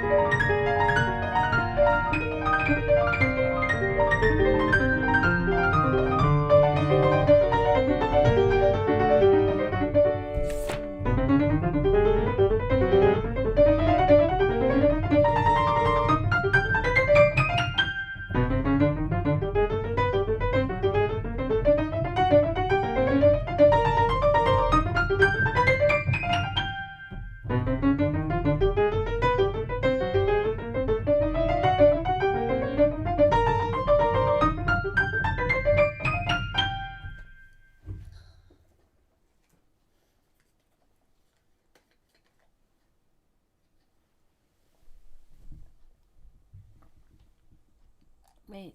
Thank you. Hey. Not your fingers. Thank you. Thank you, thank you. I think this is getting easy. Can you play and then somebody says, I think I'm ready for Do Re Mi.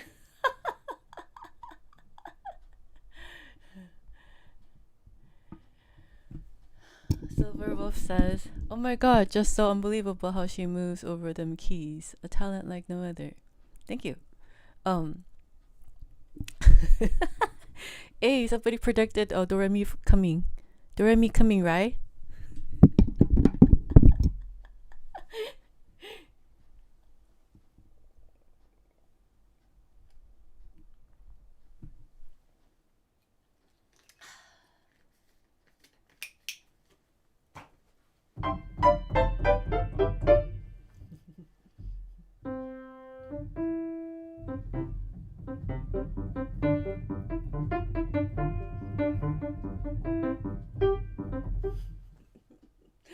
Should we do it La Campanella style?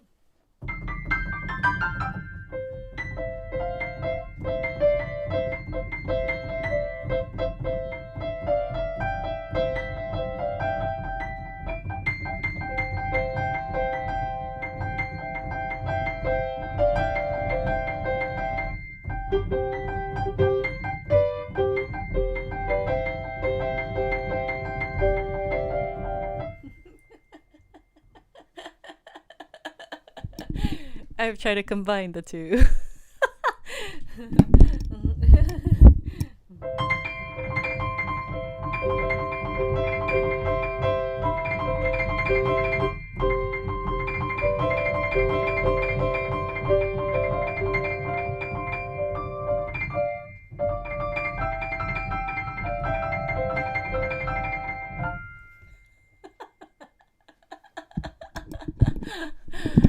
Dedicated to the one and only Eleazar, who calls me Hobbitses. Yes, Hobbitses. Hobbitses remembers. Hobbitses remembers. Eleazar. Hello, hello, darkness, my old friend. Oh, you want it dark? All right. Oh, can you explain to me about intervals? Absolutely, yes. Virtual Do Re Mi. Best remix ever. Thank you. Truly a masterpiece. Thank you. Yes, yes. Well, you want it darkness? You want it darkness? You want it dark Do Re Mi?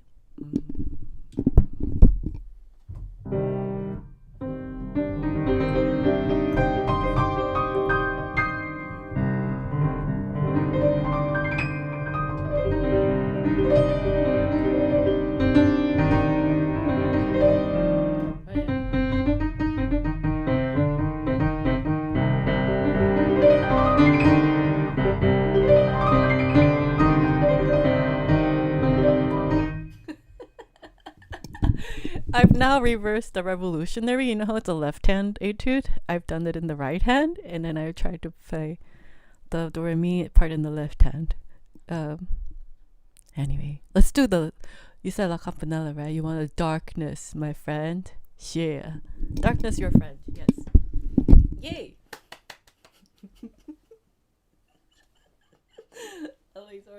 Eleazar is waiting for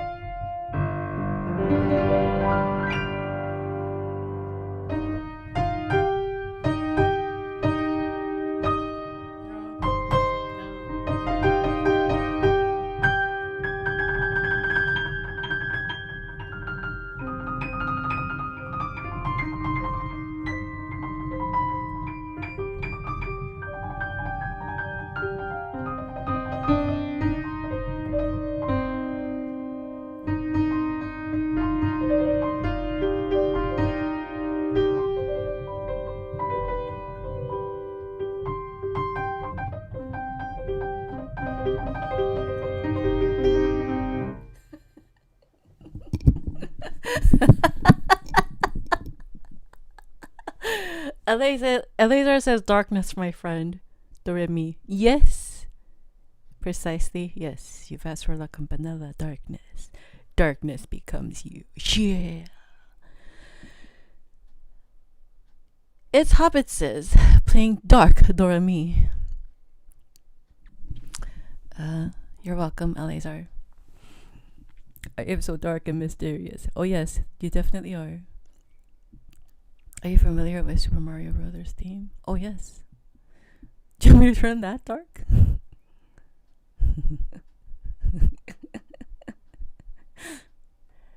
Amar Bridges, I hope you had a good weekend. I had an absolutely fine weekend. I loved my weekend so much. Thank you. Yeah, you're welcome, Eleazar. Mm-hmm. Oh, thank you for the flower.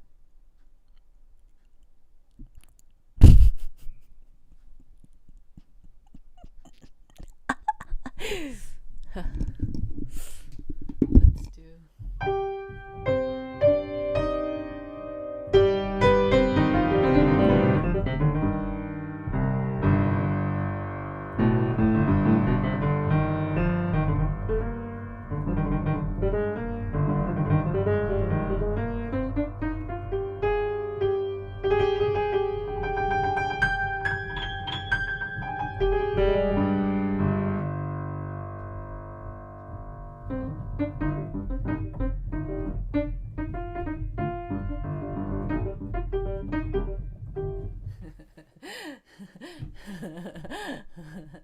Yay.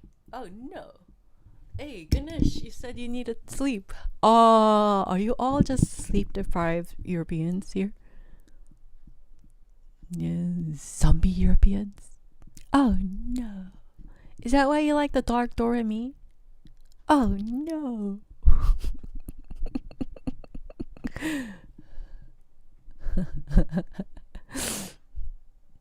Have an insane.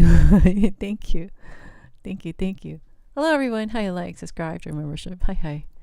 Yeah, well, Eleazar and I have this thing going, and you guys all know. Eleazar cracks a joke, and sometimes I play Doremi because that makes her happy, and says, "Oh, darkness, my friend." Yes. Speaking of, sorry I late everybody. Happy Monday. Oh, your phone Wi-Fi is back. Hey, welcome back. Hey, Sanchez. Hug. I did not. One last Sunday. Great. I did not say hi to my sister for you. Sanchez, I didn't tell her yet. Always your Sam. Yeah. You mean like Samantha? 'Cause you're a girl. Let's just call you Samantha. Let's be polite. Somebody called me bro.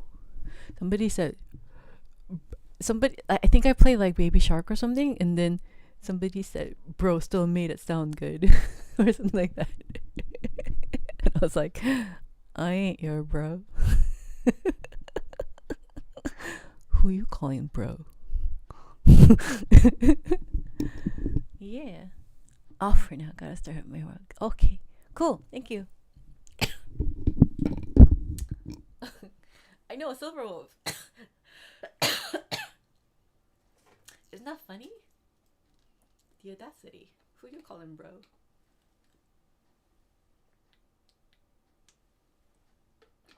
Hugs Christine's sister. How about me? You give hug to my sister. How about me? How about Christine? I'm gonna be a zombie. Oh, sorry. Yes, I'm getting back to the intervals. Can you explain to me intervals? Oh yes, every interval is it's all physics. So every interval has its properties. So think of frequencies, right? Frequencies exist all around us. Air, vibrations. It existed before human beings did. So technically, did music exist before humans? Absolutely, yes. But did music have to be categorized as music by humans in order for it to have become music officially? Probably yes. Because all the other beings, they probably naturally went with the flow with the music without having to label it as music. But, we're the one that labeled it, but it existed. The vibrations and the vibrations, the sound, the time, the whole thing existed, right? Before humans. Then we have, think about frequencies. When you have something this close and the two are vibrating next to each other, when you play it on the piano, it vibrates very close, enough to almost collapse. So when you get to, it wants to go here. So these are actually, the intervals actually all have tendencies because of the vibration of the frequency. So it's not that, there's a ratio between octave, fourth, fifth. Yes, there are, the ratios and the physics and everything. This, found in overtones, harmonic series, whatever it is. But more in nature, close to music, the language of music is built upon the vibrations that are stable and the vibrations that are not stable. So you want to categorize your intervals, sure, by numbers, the distance, yes, you have to memorize that, yeah. But you also have to memorize them by whether they're stable or unstable.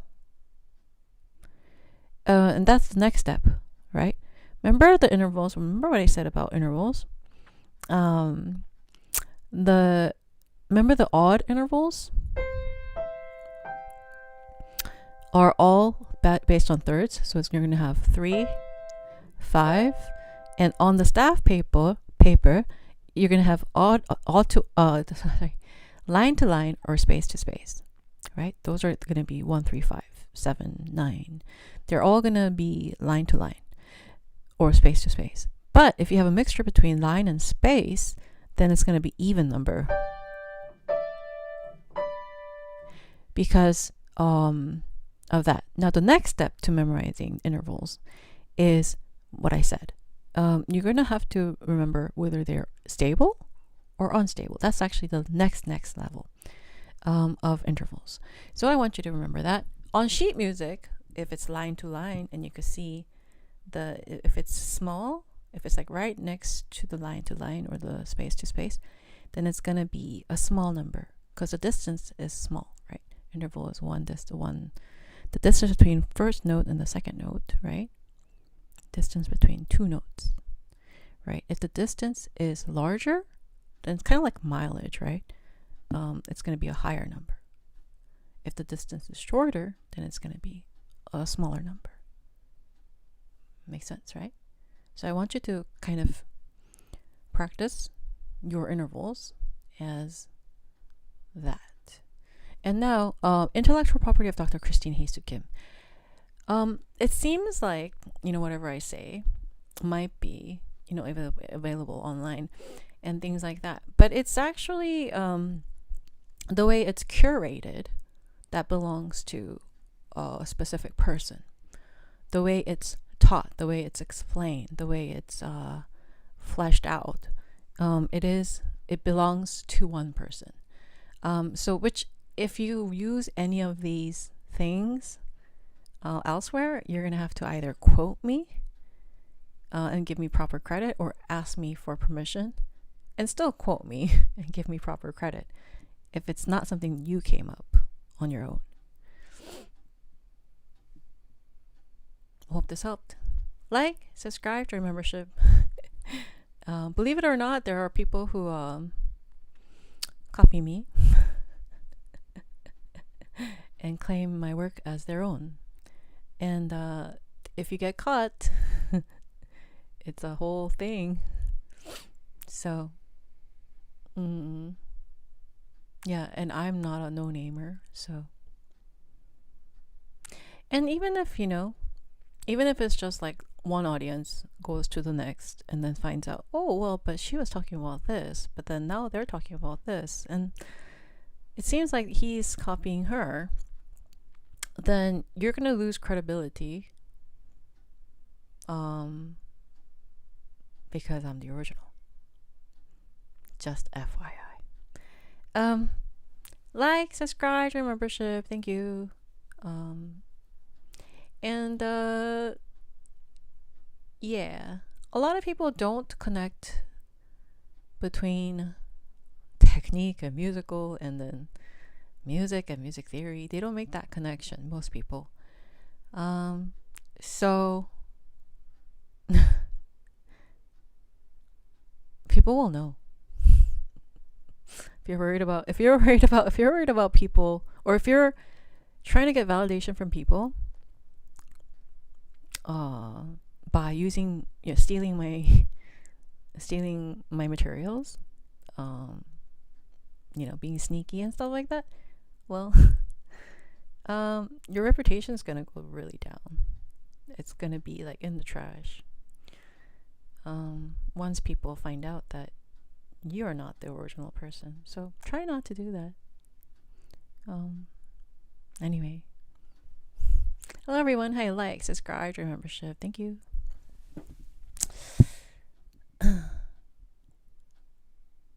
That's not nice they do that. Yeah. Well, I mean, one more hug. Thank you. Hug to you. Thank you. Yeah. Thank you. Oh, I got all these hugs. Thank you. They're very brave to destroy their reputation, losing everything. Yeah, I mean, it's not only disrespectful to me, but it's actually disrespectful to the audience, because it's assuming that no one will ever find out, but that in itself is a loaded assumption that people are not intelligent, right? It's like, oh, they won't find out, right? It's like, oh, are you underestimating your audience? But why are you then trying to impress your audience that you're underestimating? It's kind of weird, right? If they're using stolen things to impress their underestimated audience, then it's just really weird. It's like, just be respectful all around. Just say, hey, Doctor, you could call me Dr. CHKPiano or Dr. CHKPiano or like Dr. Christine or whoever. Just give me my name. Just say that I said it, and just give proper credit, because that way people won't try to like cross-examine you anyway. If you let your audience cross-examine you and stuff like that, and you turn out to be fake, like full-on fake, then doesn't look good to you. Yeah, so just give me credit when you use my methods, and thanks. And yeah, if you want to let me know ahead, that's fine too.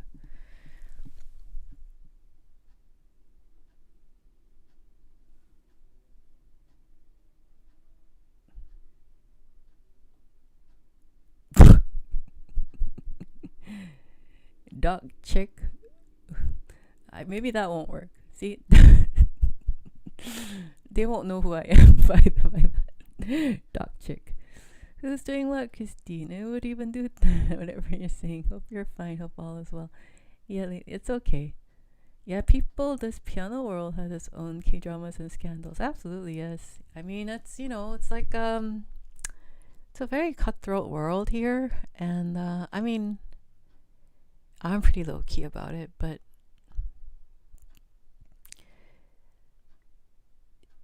you'll find that authentic, real, like me, I don't crave attention. I don't crave validation. I don't need it. The only thing that I'm doing here is just sharing. Because as I've said, I'm probably the last of my kind. Concert pianists are rare these days, especially, yeah. So I'm just trying to share, yeah. But, yeah, but I don't compete with anybody because I know who I am. And the people who know me know who I am. So I don't. But there are people who only look partial. Like they don't look at the whole story. Like there's been a lot of people, like they go, oh yeah, impressive resume, impressive the teachers, impressive career, impressive that. But I'm gonna give you an advice. It's like, no, if I'm better than you, you probably don't want to give me advice because I know more than you, and that advice is wrong. So it's like, it's like it. There's you have to assume that anybody who's better than you knows more than you, knows things you don't know about, right? But giving an opinion or giving an advice to somebody who is better than you, it assumes that you're better, which is not true. Anyway, but like, there are a lot of people like that, right? They're like, well, I still could hold my own against, somebody like her. You actually can't if you really knew, right? But and the reason why I always joke about like, I only show 20% on YouTube, and and it is true, and I sound infinitely better in live. It's unforgettable, life changing, and eye opening experience, ear opening experience. But yeah, that's all true. But like the reason why I don't like like advertise myself, like even though I'm fully worthy of whatever flashy advertisements, it's because growing up and being the top always, I realized not all attention is good, especially not when people bring competition to you. Like people bring drama to you, people bring challenges to you, and you're just doing your stuff, you're just being yourself. And it's like, it's very unnecessary. Like people just bring it to you because they want validation, they're craving attention, so they'll do anything to like get it, in a sense. And it's like, I don't like it, I don't want it, I don't it's like, well, if you bring it, then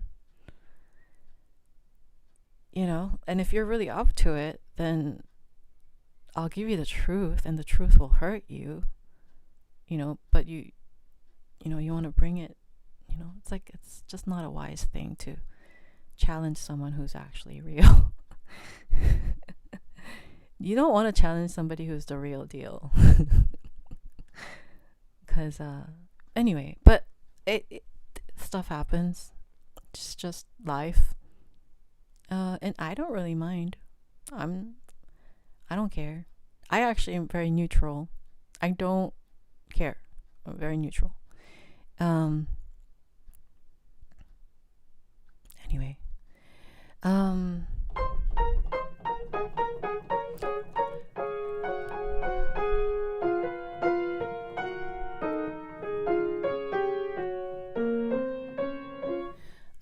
Yeah. So, well, whatever.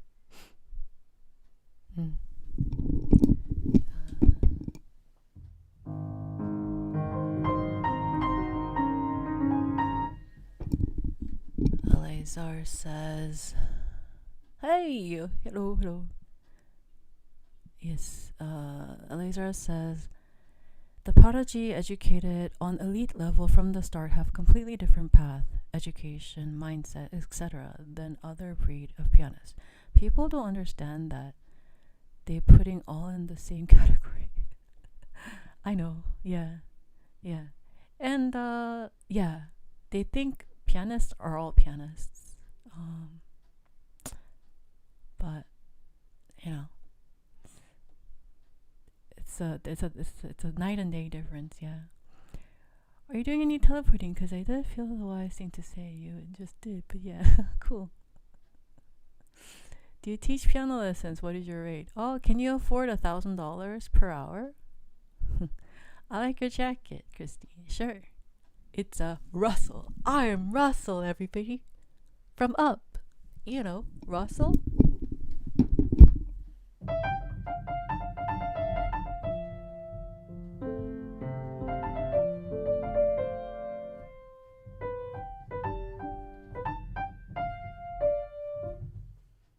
From Up.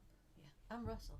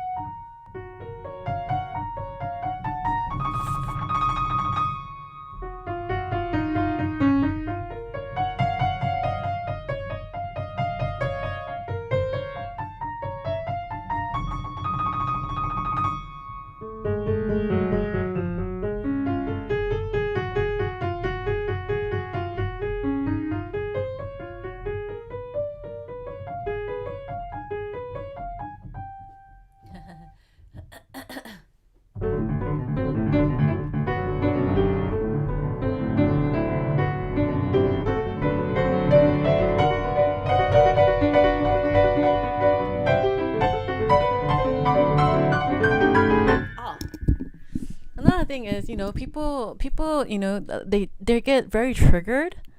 There's these like I gotten rid of the thumbnails, but then like, there's like these very triggered piano channel people, like maybe like 10 or 20 times bigger than our channel, but they're like, not concert pianists, but they play, they're like pianists who play concerts, but they'll say like, oh, talent doesn't matter, anybody could do this, and like you don't have to be a genius to do this.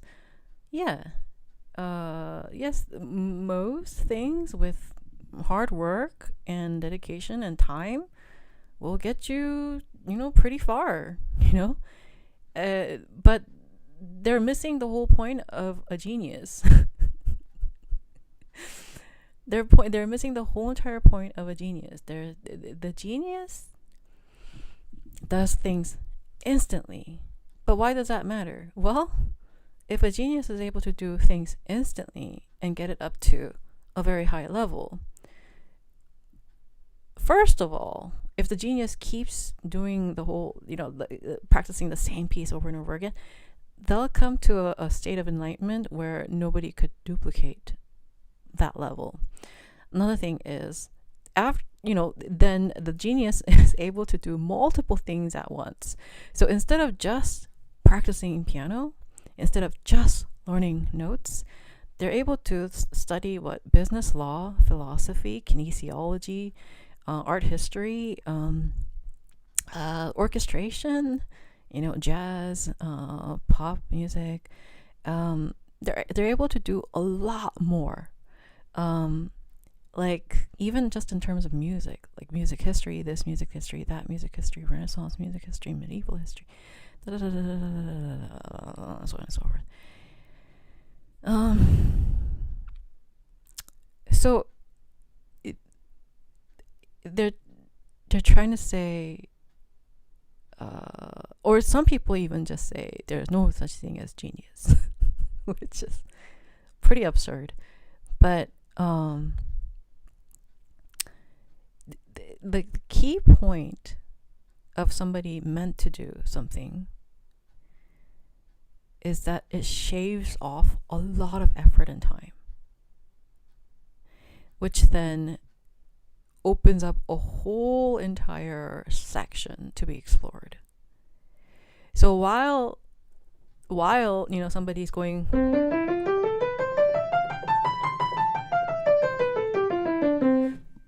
the genius not only does 4 octaves, hands together, in learns it in 5 minutes, but then starts learning an etude, or starts learning this, or starts learning that. So there's a lot more repertoire that the genius covers, first of all. Another thing is, it goes, if the concentration is on point and wants to, perfect, a piece, then that level of interpretation and depth will be unmatched. It's very unwise to ignore just to be convenient. It's like saying, it's like looking at a parked car, right? A parked car, and saying, oh, a bicycle, does the same thing. It goes from point A to point B. A parked car goes from point A to point B, and they're both parked, right? You're both parked. You're both parked next to each other, right? But what if that car is, like I said, Lamborghini or Ferrari or whatever, right? And you have a bike, and it's a nice bike. But let's just face it. While you are traveling on your bicycle, and you could get from point A to point B. I'm not saying you can't. But the difference between a genius and a non-genius, meant to do something, right, is that this person, the genius person, will go from point A to point B in a much faster speed, maybe on a Lamborghini or whatever. We'll get to the mall or whichever destination you have, like the library or whatever. We'll get to the library a lot faster than you, right? If you're riding a bike, it'll get you longer, right? So you'll get there. You'll get to the library, obviously. You'll get there. But it's just, when you get to the library, is it closed? Is it still open? How much time do you have left? Do you get there at 8 p.m.? As opposed to, the sports car will take you there at 8 a.m. And, by the time the person on a bicycle came, it's been 12 hours, And for 12 hours, if the person who drove a car there wanted to explore, all different books, and sections, and, explore the library in detail and the contents of the library in detail, then, yeah, obviously, the person on the bike could get there by 8 p.m. before 9 o'clock close, okay? But you have an hour, and you could read a book in an hour. While you read a book, because you got there by 8 p.m., this person who got there at 8 a.m. has read, for 12 hours, has maybe studied a whole subject or something. I don't know. Who knows, right? But I'm just saying, that's actually the difference between, it's the time, and it's the effort, it's the energy resource. we use a lot less energy. We consume a lot less time to do something that to do something as well or better. And then we have time left over to do X, Y, and Z, as opposed to just A, B, C. So it's very misleading. These, like I said, the contents on YouTube can be misleading. It could mean well, and it could sound nice. It could sound very inclusive, but it's a very, very tunnel vision, heavily edited version. And it's kind of very ignorant. It's a very one-sided, like 2D, two-dimensional. It's not three-dimensional, it's two-dimensional. So first of all, don't compare yourself to anybody who's born to do something, right? Like I said, I always say Steph Curry. I never compare myself to Steph Curry, although I really like basketball, right? Same thing.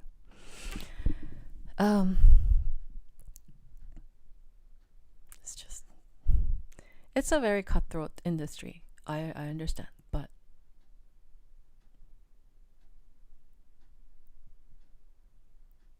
and should you not play piano just because you're not a genius? No, everybody should play piano. Go learn piano. Everybody learn piano. It's very nice. And if you're while you're at it, get a very nice teacher. Not nice, but like a good teacher to guide you. Yeah, I say everybody go learn piano. Anyway,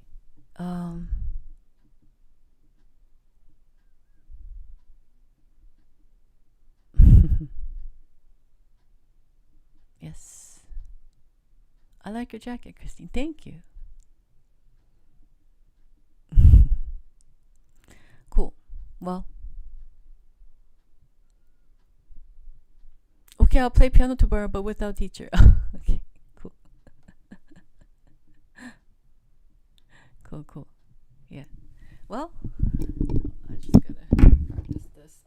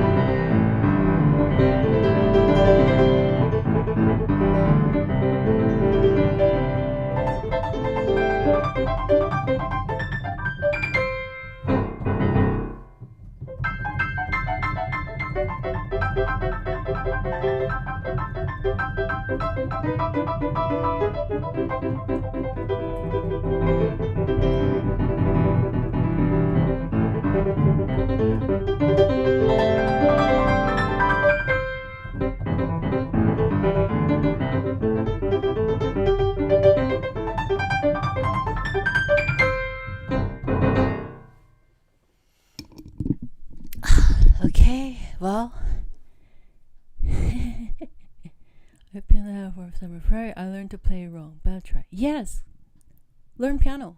Yes. I learned synthesizer, all organ, but I must learn piano. Ding ding, so that's all I found. Great. Prof, obviously play. You make it look so easy. Yeah. It is not hard for me actually. Thank you for sharing again. Oh yes, of course. Hello. I learned piano, but I learned wrong, so I have to start over. Yeah? Well, then start over. Okay, I'll play piano tomorrow. But okay, great. I caught up. Very nice. Alright, well.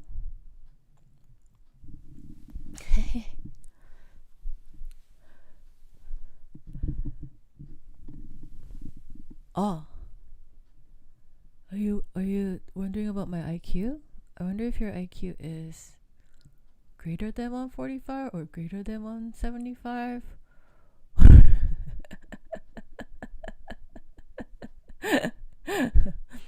Well, I've had some Rachmaninoff. I know, right? It's everybody. There's a he signs his his concerti or like some of his works with Rachmaninoff. And it's his last name. It's Rachmaninoff. It's a rhythmic thing. So after Rachmaninoff, yeah. So you know.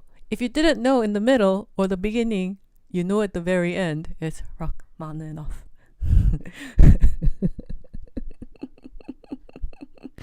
I feel like it's kind of like a ID, you know, like those like ID when you like scan to go into a building or something, but it's like but he's like scanning his ID when he's coming out or something like that. I feel like, because you know, it's like it's not at the beginning, right? It's at the way end. I mean, he's leaving his signature, but I feel like he's like scanning himself out or something. That's what I feel like. Oh well, yeah. So the whole thing about IQ. What if your IQ is 145, 175? My uncle. Did I tell you? Oh, people in this channel know.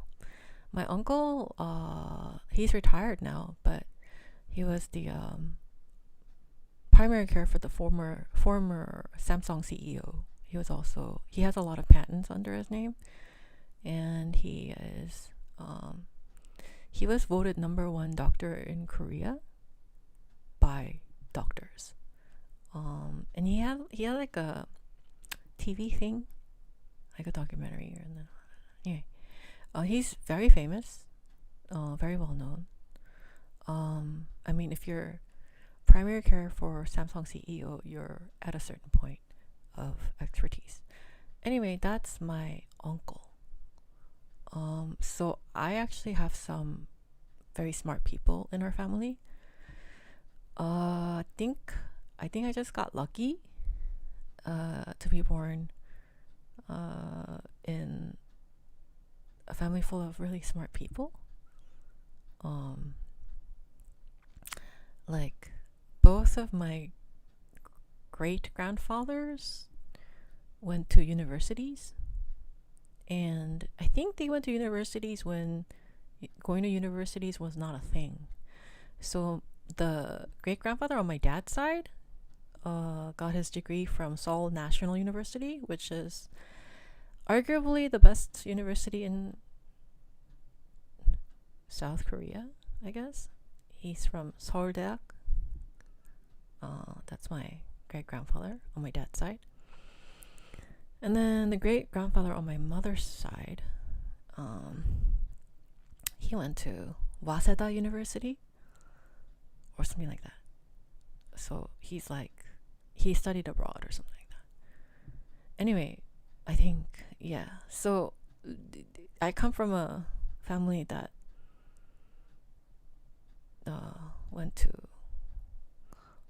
I guess, reputable schools. So yeah, I got lucky. Yeah. So then my great grandfather on my mother's side was a senator. So he was pretty smart. Anyway, and you know, they listened to classical music when classical music was not a thing in Korea. They imported stuff from Germany, Japan, US, things like that, when importing stuff was not a thing. They had a Jeep car when Jeep car was not a thing in Korea. I don't even know if they had gas, or I don't know how they got gas, but I don't know how they had electricity. I think they're the first ones that had electricity. One of the first ones in Korea to have electricity. Anyway, that's my ancestor. I'm not a Korean. I'm an American. But I think I just got lucky. I did get my IQ tested. It wasn't low. It did come out 3 digits. And yeah, I've been told by World's Best that I am very capable. So I just really got lucky. But there are, like, even in my family, there's like a person that's more widely considered brilliant. And you know, most people just think, oh, she's just a musician. But in the music world, I am considered like a rocket scientist type of being, I guess, by people who are at the top. Anyway, I think I just got lucky. Very blessed, very thankful. Yeah. Well, yeah, just kind of very thankful, kind of relieved, kind of relieved and thankful to be where I am or who I am. That's all. Thank you. Like a stamp, I know, right? Like an exit stamp. I think even though the record city got to see first in Asia. Oh, really? Cool. That's very cool. I believe you. Yeah, well, we're talking about days when electricity wasn't a thing. You know, most of the composers, electricity wasn't a thing. Yeah. Can you imagine writing all these tiny dots in like candlelight and stuff? You must have had passion, right? It's like you can't see anything, but you're like flickering in the night and you're like, I gotta make this dot. I gotta make this dot. Then writing in the staff paper, that must be a thing. Like, you know, because they're like hunched over. Like, I have to write this. And it's like not even very bright. It's like, oh, but is it E? I have to put it like right there. E, F. And then you know how paper and ink was like expensive? So it's like they can't waste anything. So it's like, I gotta place it right there. That must have been a thing. Yeah. But they have like neat, very like neat writing, you know? Anyway.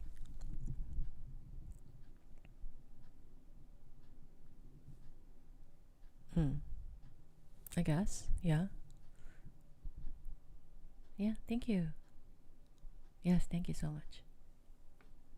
Thank you. I appreciate it. Yeah. Yeah, I have smart people. I have smart people in our family and in our extended family too. There's like a composer. And on my dad's side, there's a famous, not a famous, but like she's a piano professor at a university somewhere. She's on my dad's side. So there's already like on both sides of my families, there's like, you know, my mom's a pianist. My dad has my dad has a relative. I think he said it's our cousin. It's his cousin. So cousin's niece. Anyway, we have a relative that is a piano professor in United States. But I don't keep in touch with her. But yeah, so we actually have musicians, doctors, lawyers. My great grandfather was a politician, senator, and what's that? Yeah, but bunch of doctors actually, a bunch of medical doctors. I'm a doctor, but I'm a musical doctor. They're medical doctors. A bunch of medical doctors in our family. So yeah. Anyway. And my dad's an engineer, so anyway. Thank you. I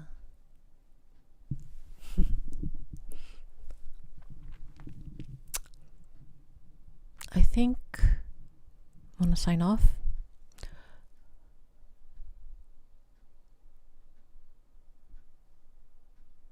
Okay. Wait.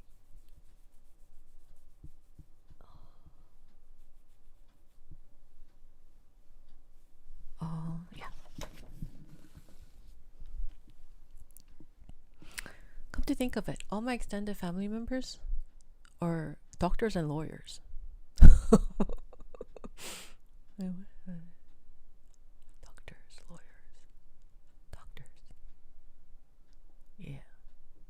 My dad's an engineer. You're the best. Thank you for a fun afternoon. I'll see you next time. Later, alligator. Thank you. I'll see you tomorrow. Bye-bye. I'll see you. I'll see you tomorrow. Bye-bye.